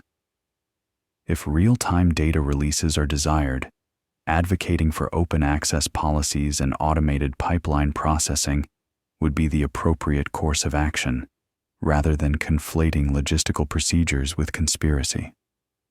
What should we anticipate in upcoming data releases? Perihelion gas ratios. Will carbon dioxide remain dominant, or will water become more prominent? Post-perihelion nucleus size estimates. As the coma evolves, coma subtraction might become cleaner, allowing for a more precise constraint on the solid body. Non-gravitational acceleration terms. If A1 and A2 parameters appear in orbital fits after perihelion, it would indicate the activation of water jets. High signal-to-noise spectroscopy. Achieving a sufficiently clean spectrum could reveal trace species, such as deuterium to hydrogen ratios, carbon isotopes, or sulfur compounds, which would be invaluable for inferring the formation environment. The sensors are not silent due to concealment, but because the measurements are inherently difficult, the object is distant, and the data processing pipeline is inherently slow. While this explanation may not be entirely satisfying, it is an honest representation of the scientific reality, and honesty is what distinguishes science from mere storytelling. However, speaking of storytelling, there is a significant issue we have been indirectly addressing: the cultural divide within astronomy. This debate is not primarily about data, but about interpretation, media representation, and the very definition of what constitutes an artificial object. Part 10 examines the academic Cold War. Let me endeavor to present the situation as neutrally as possible. The mainstream astronomical community, comprising researchers who publish in peer-reviewed journals and observers who operate telescopes, categorizes Atlas as a natural interstellar comet exhibiting unusual characteristics. Its carbon dioxide-rich composition, high peculiar velocity, extreme polarization, and untraceable origin are all considered interesting, yet well within the scope of natural astrophysical phenomena. However, a minority perspective, most notably championed by Avi Loeb and his collaborators at Harvard, posits the possibility of a techno-artifact, not as a definitive claim, at least officially, but as a hypothesis worthy of investigation. This divergence in framing has precipitated a rift. Loeb's talking points, drawn from blog posts and essays, include references to ecliptic and planetary alignments, precisely calculated close approaches, and extreme polarization as potential indicators of artificiality. He has even suggested claims about a hypothetical material composition lacking iron but containing nickel, although this specific point lacks consensus within the peer-reviewed literature.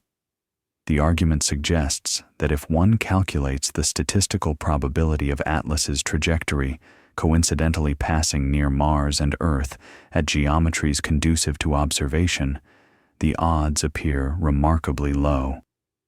When the unusual chemistry and polarization are factored in, the prior probability of these phenomena occurring naturally is further diminished. At a certain juncture, Loeb posits, one must confront the opposing viewpoint that Atlas isn't a celestial body of the comet variety, but rather a manufactured artifact, perhaps a probe or a remnant. This perspective has met a rapid and forceful rebuke from the scientific community. Prominent astrophysicists, such as Jason Wright, who heads the Extraterrestrial Intelligence Center at Penn State University, have raised concerns regarding the analytical approaches employed. They contend that selection biases are not being adequately addressed. The practice of post hoc probability assessment, which involves calculating the likelihood of an event after its occurrence, is identified as a classic statistical misstep. Furthermore, the allure of sensationalism inherent in media coverage, where claims of artificial intelligence generate significant attention and funding, fosters an unhealthy inclination toward speculative exaggeration over empirical data. Wright and his colleagues have extensively documented why a low probability does not equate to impossibility, and why extraordinary assertions necessitate not merely remarkable publicity, but concrete, compelling evidence. These distinctions are vital because terminology directly influences resource allocation. If Atlas is characterized as an interstellar traveler, it would fall under the purview of planetary science research programs. Conversely, if designated as a potential artifact of technology, it would be investigated by SETI programs, potentially garnering national security interest or attracting private investment from individuals concerned with existential questions. Consequently, mission proposals and an agency's tolerance for risk are subject to change.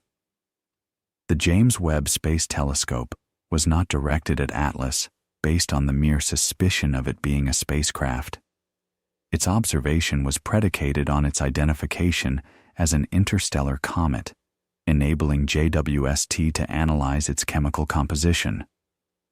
However, a shift in the prevailing narrative could justify future investigations under different pretenses. This dynamic interplay between narrative framing and the distribution of resources elevates this discussion beyond a mere academic exercise. A historical precedent can be observed with object Oumuamua, which traversed our solar system in 2017. Its conspicuous lack of a visible coma, coupled with an anomalous acceleration not attributable to gravity, ignited speculative theories. Lowe, as a co-author, contributed to a paper exploring hypothetical light sail constructs, thin, reflective surfaces propelled by radiation pressure. While the paper itself was methodologically sound as an examination of potential scenarios, the ensuing media attention and subsequent online discourse propelled the concept beyond mere theoretical exploration. Public perception underwent a transformation.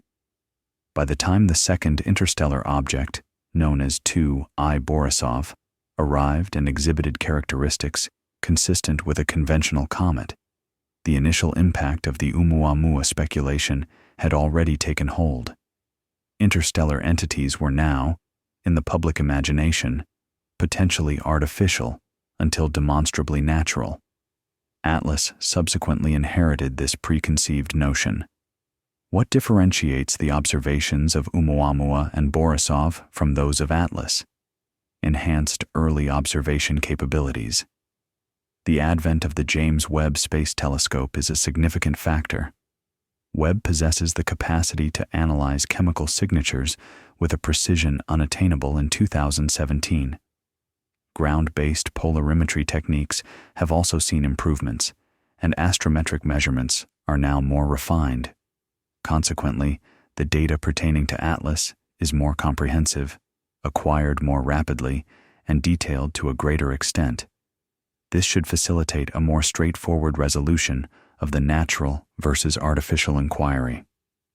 Nevertheless, it also provides more data points for proponents of both viewpoints to selectively highlight. My editorial perspective for this discourse is as follows. We shall categorize speculation as such, distinguishing it from peer-reviewed findings. We advocate for empirical tests capable of disproving both natural and artificial hypotheses. The most detrimental outcome is not the investigation of a speculative idea that proves incorrect. Rather, it is the failure to investigate, potentially leading to the oversight of something genuinely significant. The essence of scientific inquiry is not the suppression of ideas, but their rigorous examination. What are the practical avenues for testing? Consistent polarimetry across varying phase angles. If a negative polarization branch stems from peculiar grain properties, it should be replicable and amenable to modeling. If it is an anomaly or an artifact of early geometric alignment, it will change. The alteration of volatile ratios as the object approaches perihelion. Natural comets exhibit predictable behavior as they warm. Deviations from this pattern in Atlas would be noteworthy. Post-perihelion non-gravitational force calculations. The appearance of parameters A1 and A2, consistent with outgassing from a natural object, would support a natural explanation. Conversely, their absence despite significant activity, or their presence with unusual geometric implications, would present a quandary. High-fidelity spectroscopy for unusual metallic elements. If an assertion is made about Atlas containing nickel without accompanying iron, the corresponding spectrum must be presented, rigorously calibrated and accompanied by error margins. Until then, it remains a claim, not empirical data. Media discernment is crucial. When presented with a statistic suggesting a 1 in a million probability for Atlas's trajectory, one should inquire about the defined search parameters. A 1 in a million figure can appear compelling until it is understood that a million possibilities were actually examined. Similarly, when a characteristic is described as unprecedented, one should ask, unprecedented compared to what sample size? 3 interstellar objects do not constitute a statistically robust dataset. When invoking Occam's razor, it is important to recall that it does not dictate that the simplest explanation is invariably correct. Rather, it advises against unnecessary multiplication of entities. Plausible natural explanations for Atlas exist. While not necessarily simple, they are sufficient. Artificial explanations, however, necessitate additional assumptions, such as the existence of alien civilizations, interstellar travel, or deliberate targeting. These assumptions require more substantial justification than simply observing an unusual characteristic. Here is a constructive observation. Even unconventional ideas can stimulate scientific observation. If a claim of Atlas's potential artificiality leads to telescope time on JWST or prompts new polarimetry campaigns, and the data subsequently indicates a natural origin while simultaneously revealing novel aspects of cometary physics, then the speculative notion has served a valuable purpose. The antidote to unsubstantiated pronouncements is not silence, but an increase in the quantity and quality of data, refined to the point where only one explanation remains tenable. Consequently, if Atlas is indeed a natural object, which natural models can accommodate its observed properties? What narratives can be constructed that align with its chemical composition, polarization, kinematics, and indeterminate origin? This is the direction of our subsequent exploration, as natural phenomena are not inherently devoid of intrigue. They can possess ancient, exotic, and profoundly complex characteristics. Indeed, certain naturalistic explanations for Atlas are, in their own right, as astonishing as any artificial construct. Part 11 delves into phantom models. Allow me to elucidate several scenarios that could account for an object like Atlas without recourse to artificial engineering. These are presented as working hypotheses, not definitive conclusions. Each aligns with certain observed data points, but none perfectly explains every facet. This is entirely consistent with the scientific process, which advances by testing models against observations rather than awaiting a flawless theoretical revelation. Scenario 1. Primordial debris from galactic mergers. Our Milky Way has a history of significant gravitational interactions, having absorbed smaller galaxies, including Gaia, Enceladus, and the Sagittarius dwarf galaxy, among others. When a dwarf galaxy coalesces with the Milky Way, it contributes not only stars, but also gas, dust, planets, and smaller celestial bodies. Some of this ejected material enters the Milky Way's halo, while some settles into its disk. If Atlas is a fragment originating from one of these ancient mergers, it could have been adrift for billions of years, having been expelled from its parent system long before the Milky Way attained its current structure. This would explain its inferred kinematic age and our inability to trace its origin to a nearby star. Furthermore, if the dwarf galaxy possessed distinct metallicity or volatile chemistry compared to the Milky Way, it might account for the observed dominance of carbon dioxide. Is this scenario feasible? Yes. Can it be definitively proven with current data? No. Scenario 2. Shattering of rogue planets. Envision a super-Earth or mini-Neptune expelled from its planetary system, wandering through interstellar space for billions of years. Subsequently, it encounters a star, not closely enough for capture, but sufficiently proximate for tidal forces to exert stress on its crust, leading to fracturing and the detachment of debris. If the planet's mantle chemistry favored carbon dioxide ices, some of these fragments would be rich in CO2, subsequently forming interstellar comets. Atlas could represent such a fragment. This explanation could account for a potentially substantial, dense nucleus, consistent with Hubble's upper diameter estimate of 5.6 kilometers and also explain unusual chemical compositions. However, this remains speculative, as direct evidence of rogue planets shattering near stars is lacking. It is a plausible mechanism, not a confirmed event. Scenario 3. Ejections following the main sequence phase. When a star transitions from its main sequence stage to become a red giant or sheds mass as a white dwarf, its planetary system undergoes significant rearrangement. Planetary orbits become destabilized, leading to some planets falling inward and others being ejected. Volatiles previously sequestered in the outer regions of the system can be redistributed. If Atlas was ejected during such a post-main sequence event, it might have acquired anomalous volatile ratios due to thermal processing during the red giant phase. Carbon dioxide could be prevalent if carbon and oxygen were abundant in the star's outer layers and subsequently mixed into planetary debris. This scenario accounts for the object's advanced age and untraceable origin, especially if the parent star is now a faint white dwarf, and also explains its unusual chemistry. However, like the previous scenario, it remains a possibility rather than a certainty. Scenario 4. Condensation within molecular clouds, often referred to as dark comets. This is a less widely accepted theory, yet worth noting.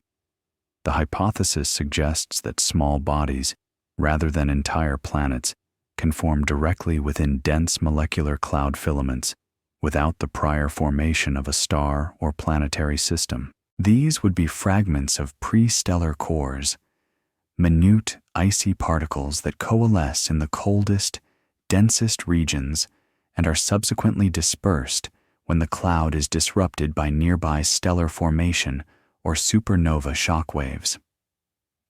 If Atlas formed through this process, its chemistry would reflect the molecular cloud environment, which can be rich in carbon dioxide, depending on the abundances of carbon and oxygen. However, this formation mechanism is model-dependent and contentious. The prevailing scientific consensus is that the formation of small bodies necessitates a protoplanetary disk, not merely a cloud. Therefore, this scenario is speculative, even by the standards of phantom models. Scenario 5.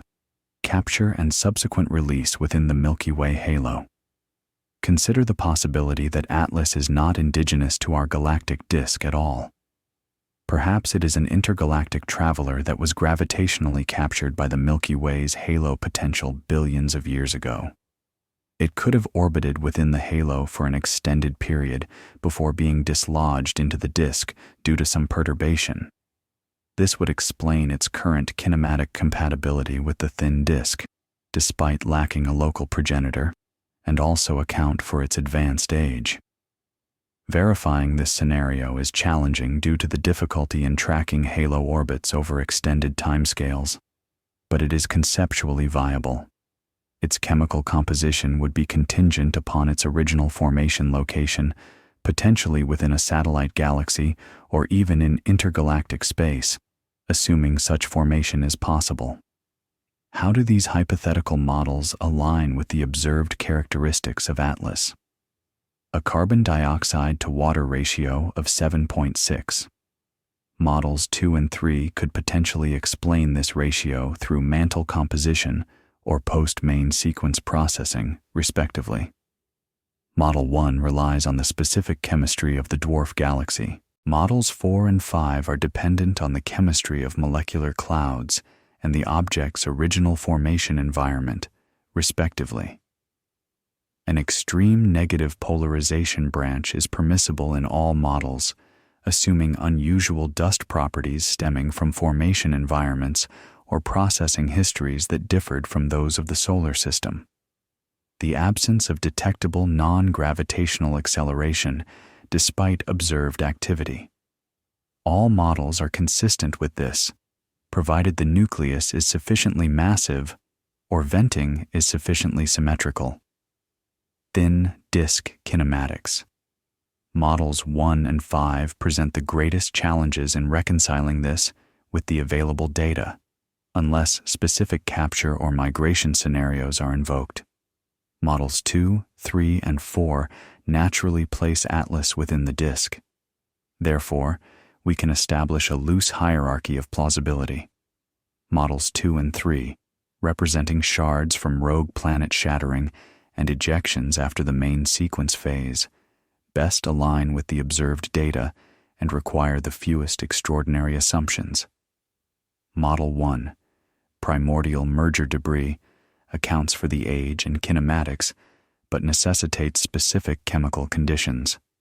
Model 4, molecular cloud condensates, is the most speculative. Model 5, halo capture, is conceptually intriguing, but difficult to empirically test. What future observational data could rigorously challenge these models? Dust size distribution derived from post-perihelion photometry.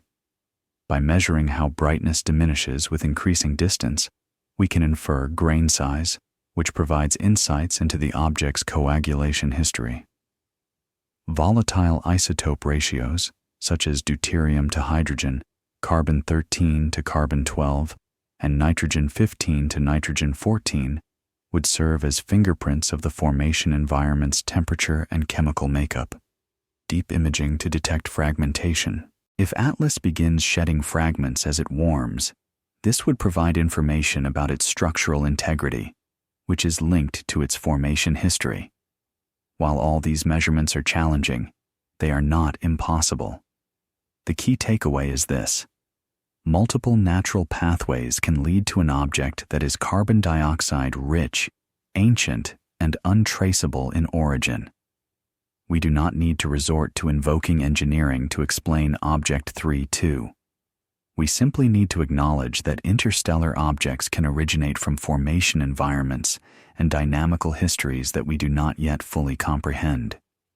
This realization is exciting because it means every interstellar visitor acts as a messenger from a region of the galaxy otherwise inaccessible to us. However, let me elaborate further. What if Atlas is not merely old, but ancient? What if it predates not only our solar system, but the current structure of the Milky Way itself? What if Atlas is a cosmic outsider, a relic from the universe's nascent stages of star and planet formation? Part 12 examines the cosmological outsider. The age range inferred from Atlas's kinematics is between 3 and 11 billion years. The lower end of this spectrum positions it as older than our Sun. The upper limit renders it one of the most ancient solid objects ever encountered. For context, the universe is approximately 13.8 billion years old. The Milky Way's disk began forming roughly 10 to 12 billion years ago. If Atlas falls within the older estimates, it originated when the galaxy was in its infancy, with lower metallicity, and during the initial stages of planetary system formation around population 2 stars. It is imperative to clarify that these age estimations are statistical, not direct measurements. We infer age from velocity dispersion, the extent to which Atlas's motion has deviated from the local standard of rest. This process yields a probabilistic age based on population models, not a precise, definitive figure.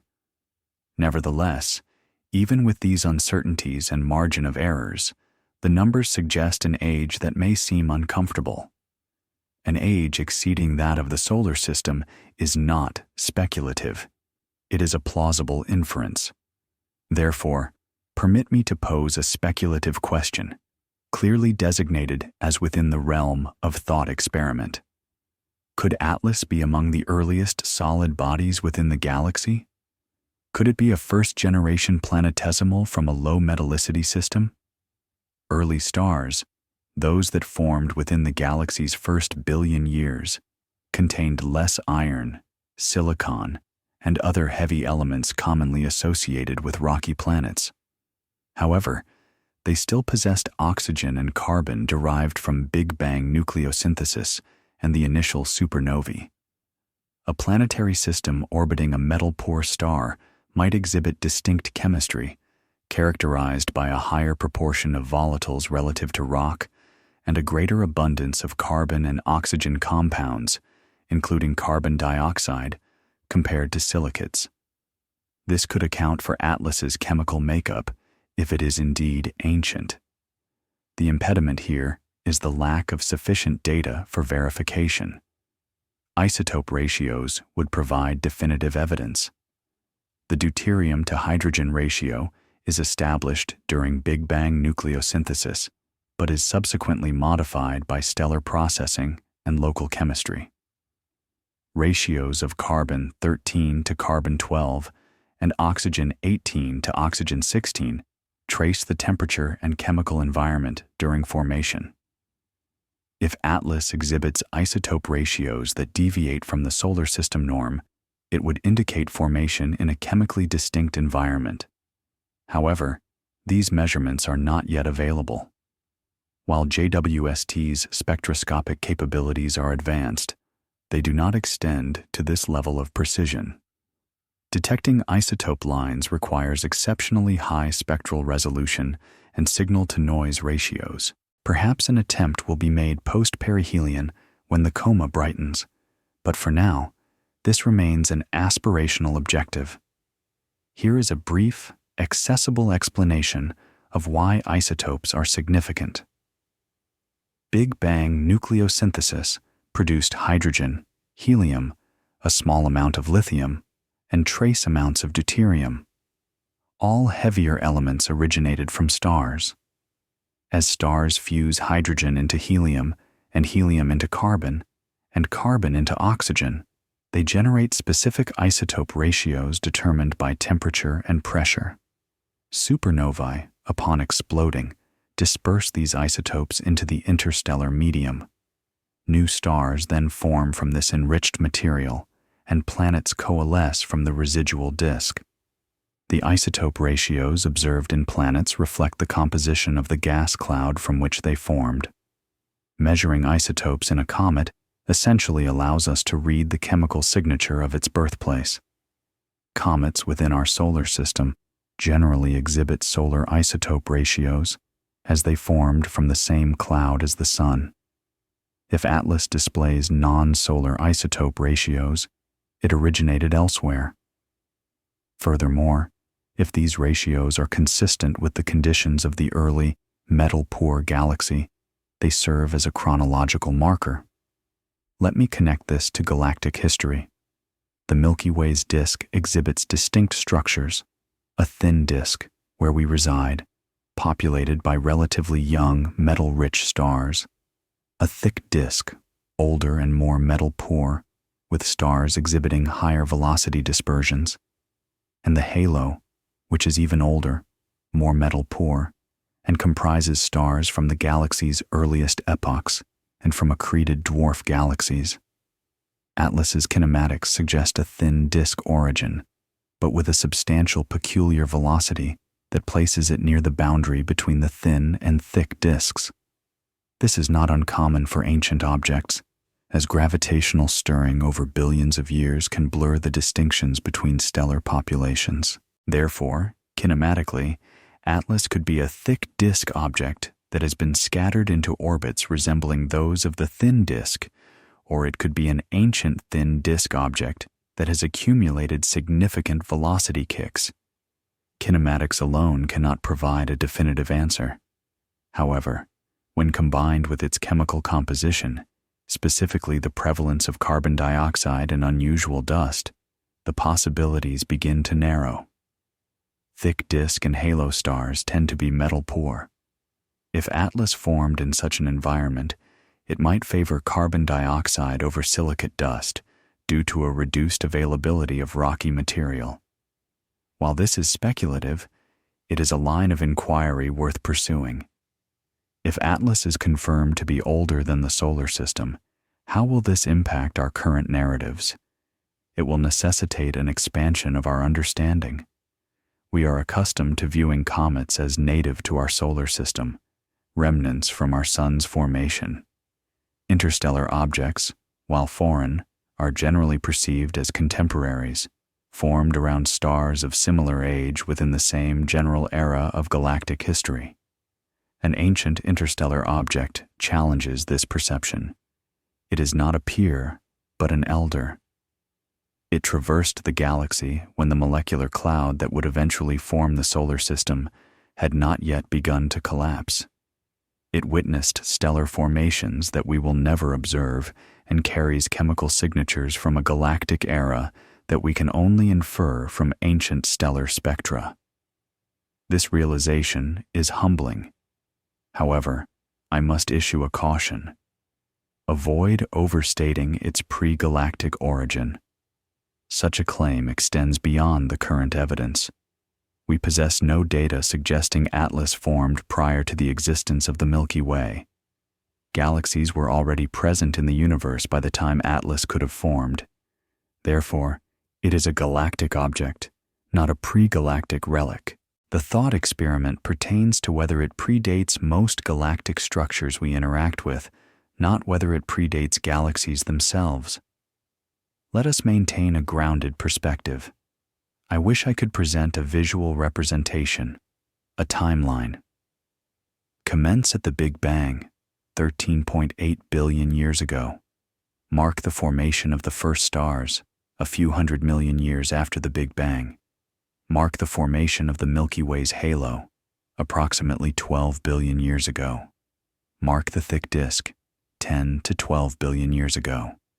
Mark the thin disk, 8 to 10 billion years ago. Mark the Sun, 4.6 billion years ago. Now, place Atlas on this timeline, complete with its error bars. The lower boundary aligns around 7 billion years. The upper boundary extends beyond 10 billion years. Atlas spans the temporal gap between the Sun's formation and the galaxy's youth. It is a time capsule bearing a cryptic label. Why do audiences find this framing so compelling? Because it reframes the object's significance. It is not merely a comet. It is a message in a bottle from deep time.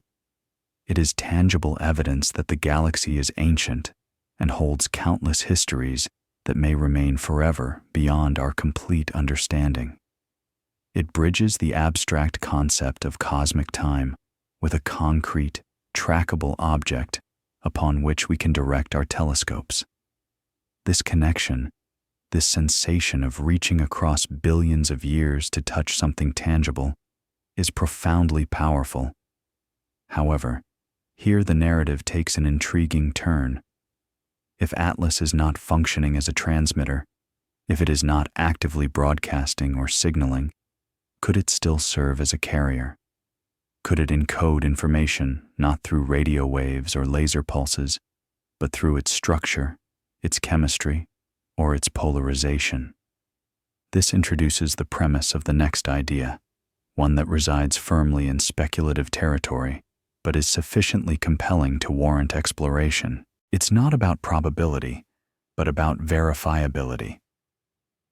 Part 13 delves into the intriguing concept of hidden communication theories. Let's be upfront from the outset. This entire segment is purely hypothetical.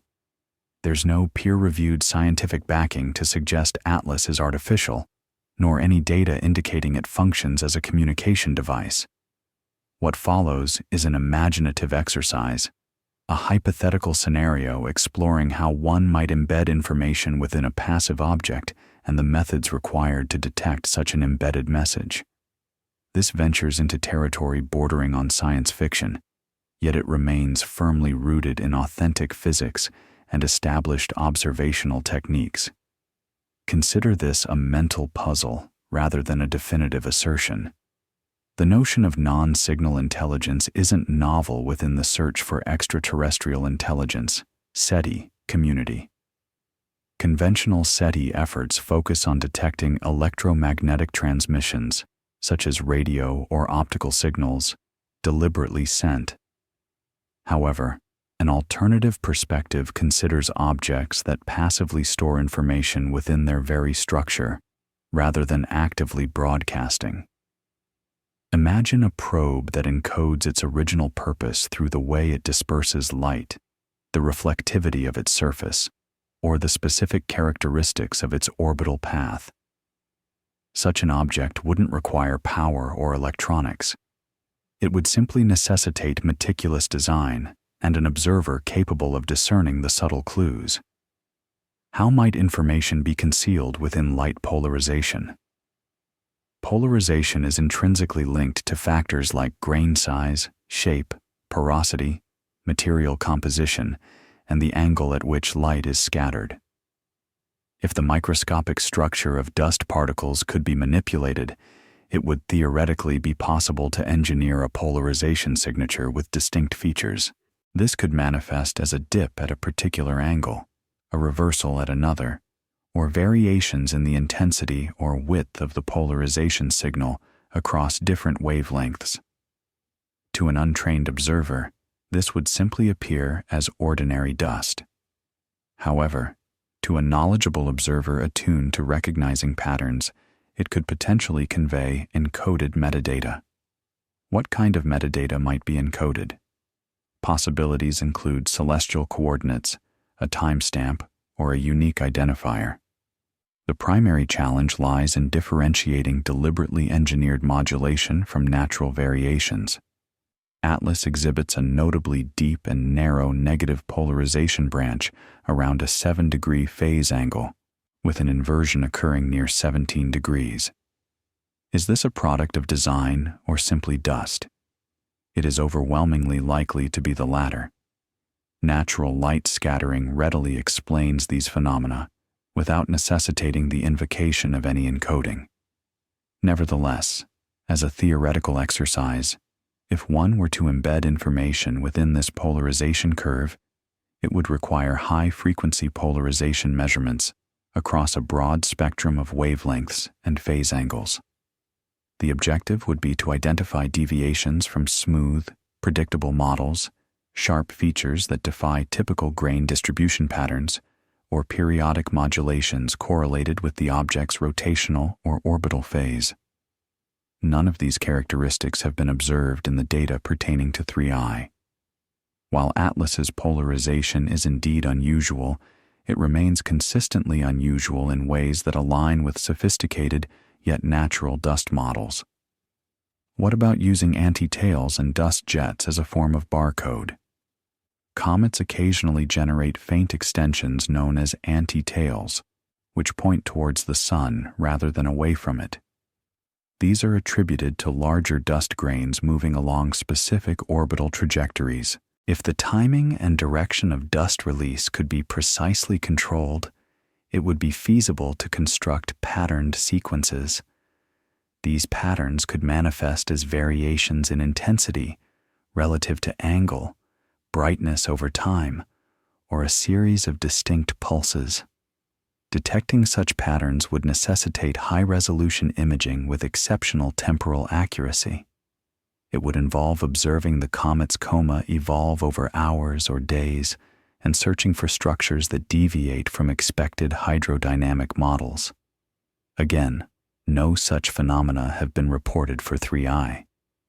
The coma does exhibit an asymmetry, being more pronounced towards the sun, but this is entirely consistent with solar heating. There is no evidence of a barcode or a sequence. This brings us to the broader SETI context. The concept of silent probes, sometimes referred to as Bracewell probes, is a topic of discussion. The hypothesis is that an advanced civilization might dispatch probes designed to remain dormant until they detect signs of intelligent life. These probes would then observe and await the opportune moment to act. If Atlas were such a probe, it would currently be in a passive state, observing and recording, but not actively transmitting. How could one test this hypothesis? One approach would be to look for any responses. This could involve broadcasting signals towards Atlas and monitoring for any reciprocal transmissions. Another method would be to observe its trajectory for any deviations not attributable to natural gravitational forces. Emissions such as gamma rays or neutrinos beyond those expected from typical cometary activity, would also be monitored. However, no such anomalies have been detected. Atlas remains silent. What concrete data could potentially reveal embedded encoding? Multi-wavelength polarimetry across optical, near-infrared, and mid-infrared spectra could reveal whether polarization features correlate across the electromagnetic spectrum in ways inconsistent with natural phenomena. High-time resolution photometry could identify periodic brightness fluctuations that might encode binary sequences. Dust spectroscopy might detect absorption or emission lines from materials not typically found in comets, such as unoxidized metals or unusually complex organic compounds. Radio monitoring would also be prudent, just in case. All these observational methods are technically achievable, and some have already been attempted. Thus far, no anomalous signals have been identified. Where does the encoding hypothesis likely falter? Occam's razor provides a compelling explanation. Natural light scattering accounts for Atlas's polarization characteristics. Natural cometary outgassing explains its coma. Natural orbital dynamics explain its trajectory. There is no need to hypothesize intentional design. Furthermore, the burden of proof rests on extraordinary claims. To assert encoding, one must demonstrate structural evidence that cannot be explained by natural processes. Atlas does not provide such evidence. While its polarization is peculiar, mere strangeness does not constitute proof of intent. The universe is replete with naturally occurring phenomena that are peculiar. So, why include this discussion at all? Because extraordinary claims often spur extraordinary measurement efforts. If the suggestion that Atlas might encode information prompts a new polarization study or a radio monitoring program, and if the resulting data consistently comes back negative, but incidentally reveals new insights into dust physics or cometary coma dynamics, then the initial claim proved beneficial, even if ultimately incorrect. Scientific progress isn't solely about confirming hypotheses, it's also about their refutation. And definitively ruling out the possibility of encoding necessitates taking the idea seriously enough to rigorously test it. It is crucial to maintain a distinction between blog speculation and peer-reviewed scientific findings. On-screen citations will clearly differentiate between scholarly publications and opinion pieces. When we refer to a claim of encoding, we will explicitly identify the source and specify whether it originates from a published study or a blog post. Transparency is paramount for maintaining public trust. The theory of hidden communications is intellectually stimulating. It serves as a thought experiment that respects the established principles of physics while probing the outer limits of plausibility. However, ultimately, the evidence does not support this interpretation. Atlas appears to be a natural celestial object possessing unusual characteristics, and unusual characteristics, however unsatisfying it may be to accept, are precisely what one anticipates when sampling the vast diversity of planetary systems throughout the galaxy. Each system is unique, and every interstellar visitor is bound to present surprises. This is not an indicator of artificiality, but rather a testament to the extent of our current knowledge.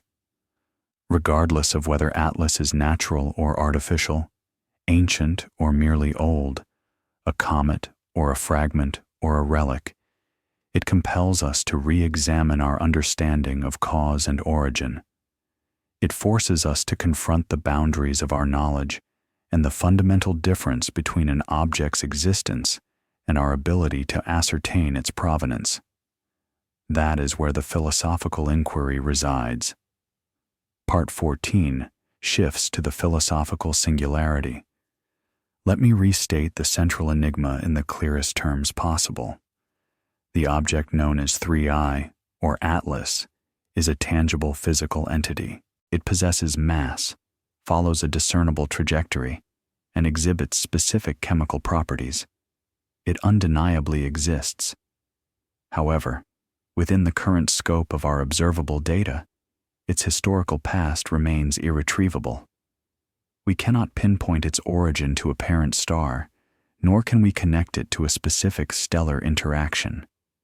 We are unable to reconstruct the chain of gravitational influences that guided it to its present location. The object itself is real.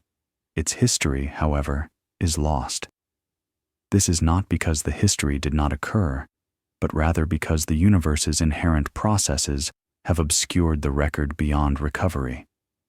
This is not a paradox in the strictest sense. Physics allows for a preceding cause. Atlas was ejected from a planetary system, and that ejection itself had a cause. The star that ejected it exists or once existed somewhere within our galaxy. The trajectory that brought Atlas into our vicinity was shaped by millions of gravitational interactions spanning billions of years. All of these events transpired. Causality has not been violated. However, causal retrievability, the capacity to reconstruct the sequence of events from present observations, can indeed fail. This failure is not due to any deliberate concealment by nature, but rather because information naturally dissipates. Entropy prevails. Chaos triumphs. The universe does not obligate itself to provide us with a complete history. Allow me to offer an analogy. Imagine discovering a bottle washed ashore on a beach. The bottle is real. It's made of glass, encrusted with barnacles, and contains water. Yet, there is no message, no label, and no discernible markings. You are curious about its origin. Consequently, you examine ocean currents, model its drift patterns, and run backward simulations. However, the ocean has been in a state of constant mixing for decades. Currents shift, storms occur, and eddies form and dissipate. By the time you attempt to reverse its trajectory, the range of possible starting points has become astronomically vast. The bottle undeniably originated from somewhere, but that somewhere now encompasses 1,000 kilometers of coastline. The bottle is real. Its origin is unknowable. Atlas is akin to the bottle, and the Milky Way galaxy serves as the vast ocean. A period of 10 million years represents a significant drift. Now, I will briefly touch upon certain physics concepts employed strictly as illustrative metaphors, not as literal interpretations of 3I's nature. Consider retrocausality, the theoretical concept where effects might precede their causes within specific quantum or relativistic frameworks. Then there are closed time-like curves, theoretical solutions within general relativity that could, in principle, allow for temporal loops. Another concept is temporal reference frames, the idea that time itself may not be a fundamental entity, but rather an emergent property of entropy.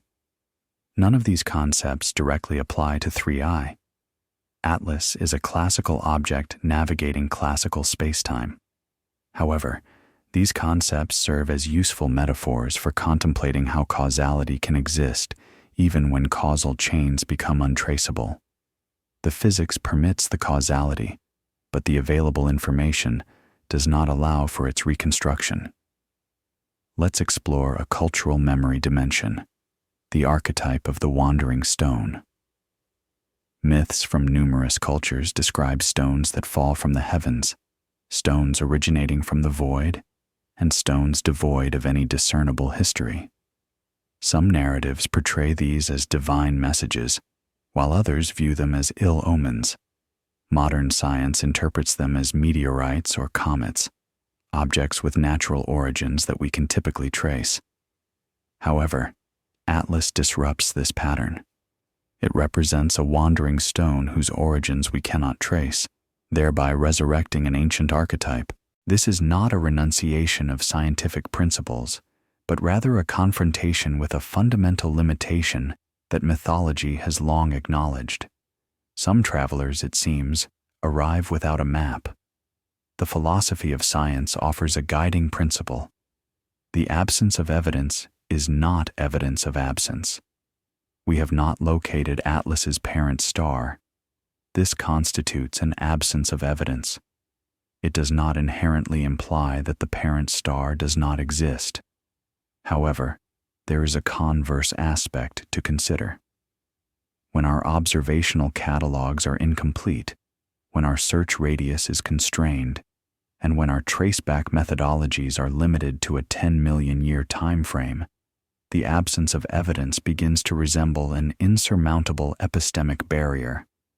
You are not merely ignorant, you are fundamentally limited. This distinction is significant. Ignorance can be remedied through increased effort, but limitations necessitate the development of new tools. What does Atlas reveal about our current technological capabilities? The Gaia mission has been remarkable, meticulously mapping over 1 billion stars with unprecedented precision.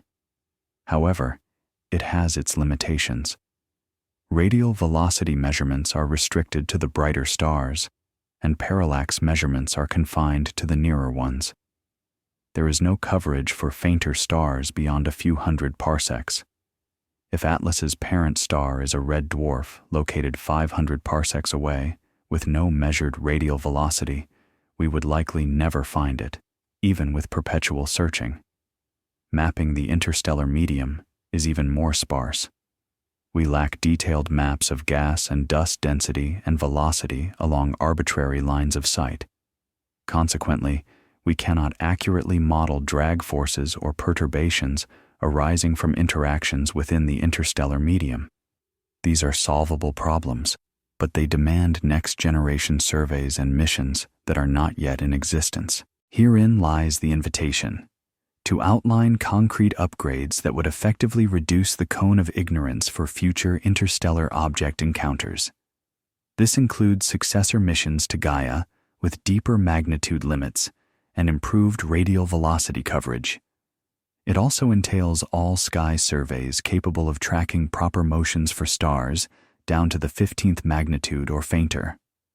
Furthermore, advancements in interstellar medium tomography, utilizing background quasars and pulsars to map gas density in 3 dimensions, are crucial. Improved galactic potential models that incorporate dark matter substructure and time-dependent features like spiral arms are also necessary. More detections of interstellar objects, like those from the Pan-STARRS survey, are needed to build population statistics, enabling us to discern what constitutes normal versus anomalous behavior. All of these advancements are technically feasible. The primary impediments are funding and time. Let me revisit a theme introduced earlier.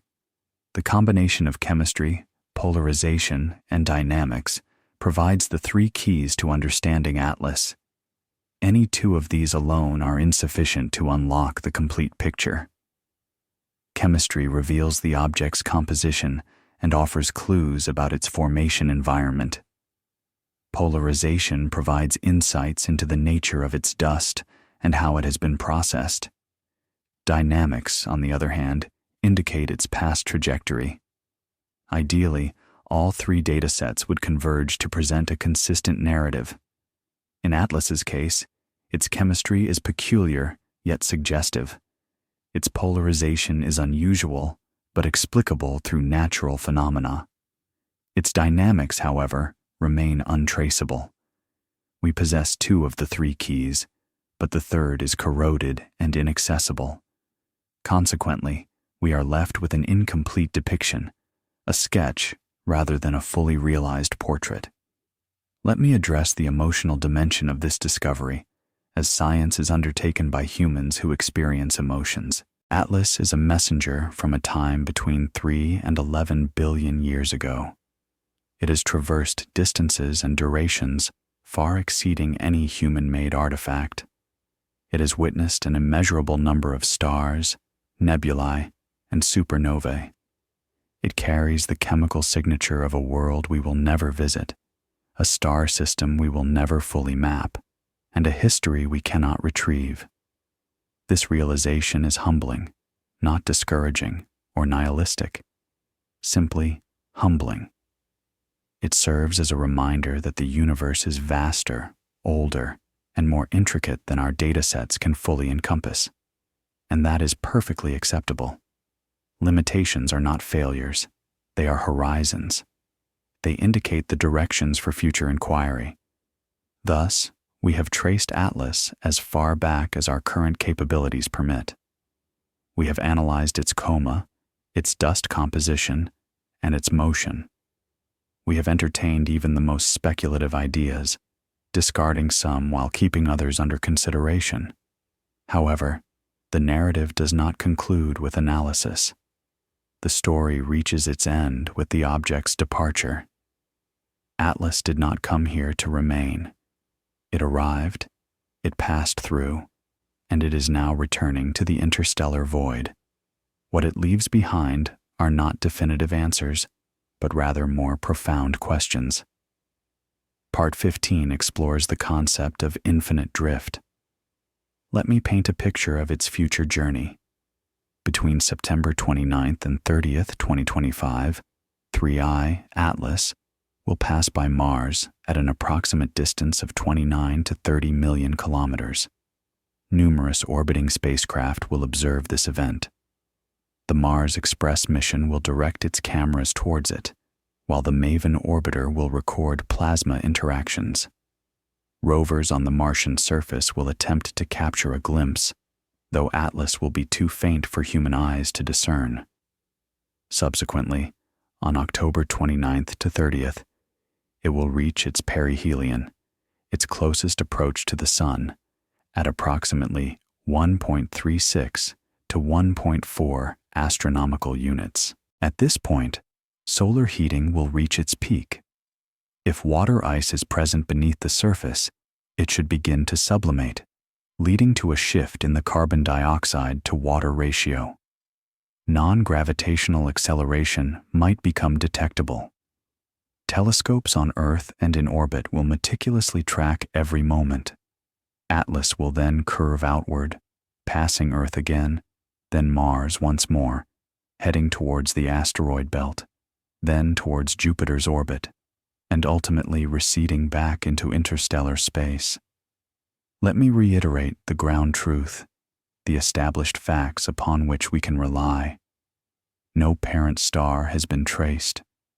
The periscope instrument performed 10 million years of integrations against millions of Gaia stars, identifying 93 potential encounters, none of which were dynamically significant.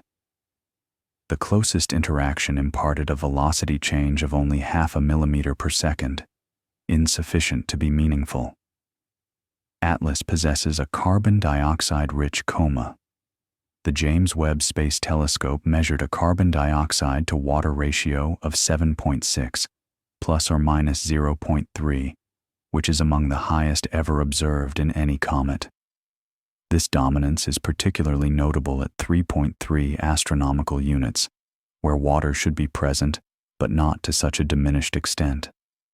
The object exhibits extreme negative polarization, reaching a minimum of approximately minus 2.7% at a 7-degree phase angle, with an inversion occurring at 17 degrees, a depth and narrowness unprecedented among solar system objects. No measurable non-gravitational acceleration has been detected. While the coma displays a sunward asymmetry, no discernible rocket effect on its orbit has been observed yet, though this could change at perihelion. The size of the nucleus remains uncertain. Hubble has established an upper limit of about 5.6 kilometers, but it could be as small as a few hundred meters. We cannot yet ascertain its precise size because the coma obscures our view. What might we still learn after perihelion, as the activity driven by water sublimation increases? If the carbon dioxide to water ratio decreases as the nucleus heats up, this would lend support to thermal lag models. Conversely, if the ratio remains high, It would confirm intrinsic composition models where non-gravitational forces become apparent.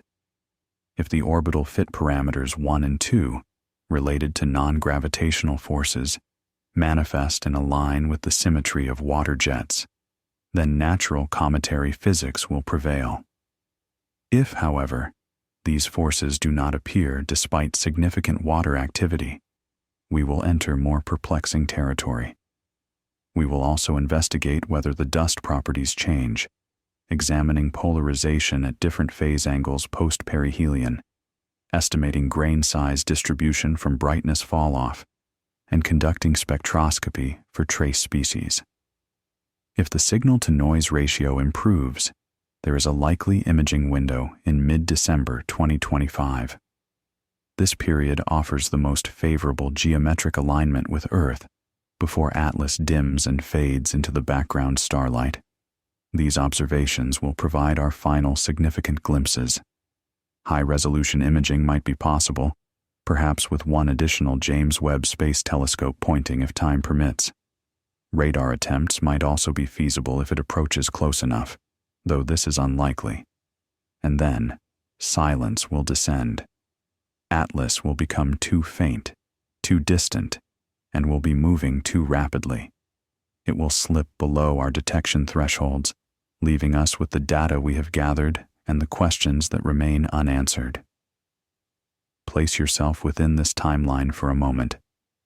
We are currently witnessing the discovery and characterization of only the third confirmed interstellar object ever found. 50 years ago, the very existence of interstellar objects was unknown. 20 years ago, theoretical predictions existed, but no detections had been made. 10 years ago, Oumuamua appeared, presenting more questions than answers. 5 years ago, Borisov was discovered, leading to a sense that perhaps interstellar comets are a common occurrence. Now, we have 3I, and it is anything but ordinary. We are observing history unfold in real time. Data becomes available, preprint papers are posted, press releases are issued, and within a few months, this chapter will close. Atlas will be gone, and our focus will shift to the next discovery. However, I want to leave you with a particular frame of reference, the originless frame. Perhaps origin stories possess half-lives within a dynamic galaxy. It's conceivable that by the time we encounter some travelers, their narratives have become blurred beyond recognition. This would not be due to any intentional concealment, but rather because the galaxy is ancient, chaotic, and information does not persist indefinitely. Perhaps the universe is populated with entities that are, in essence, orphans, not because they were abandoned, but because 10 million years is an immense span of time. Observational catalogs are inherently incomplete, and entropy ultimately prevails. Allow me to float one final speculative notion, clearly identified as a reflection rather than a claim. What if certain cosmic entities are not intended to be traced back to their origins, but rather sampled? What if the pertinent question is not, where did you come from, but rather, what are you made of? What if interstellar objects serve as the galaxy's mechanism for sharing chemical constituents across light years, intermingling materials between systems that will otherwise never interact?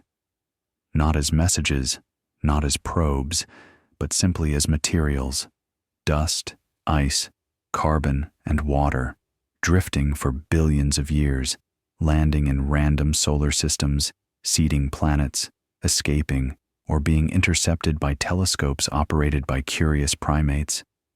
What if Atlas is not concealing its past?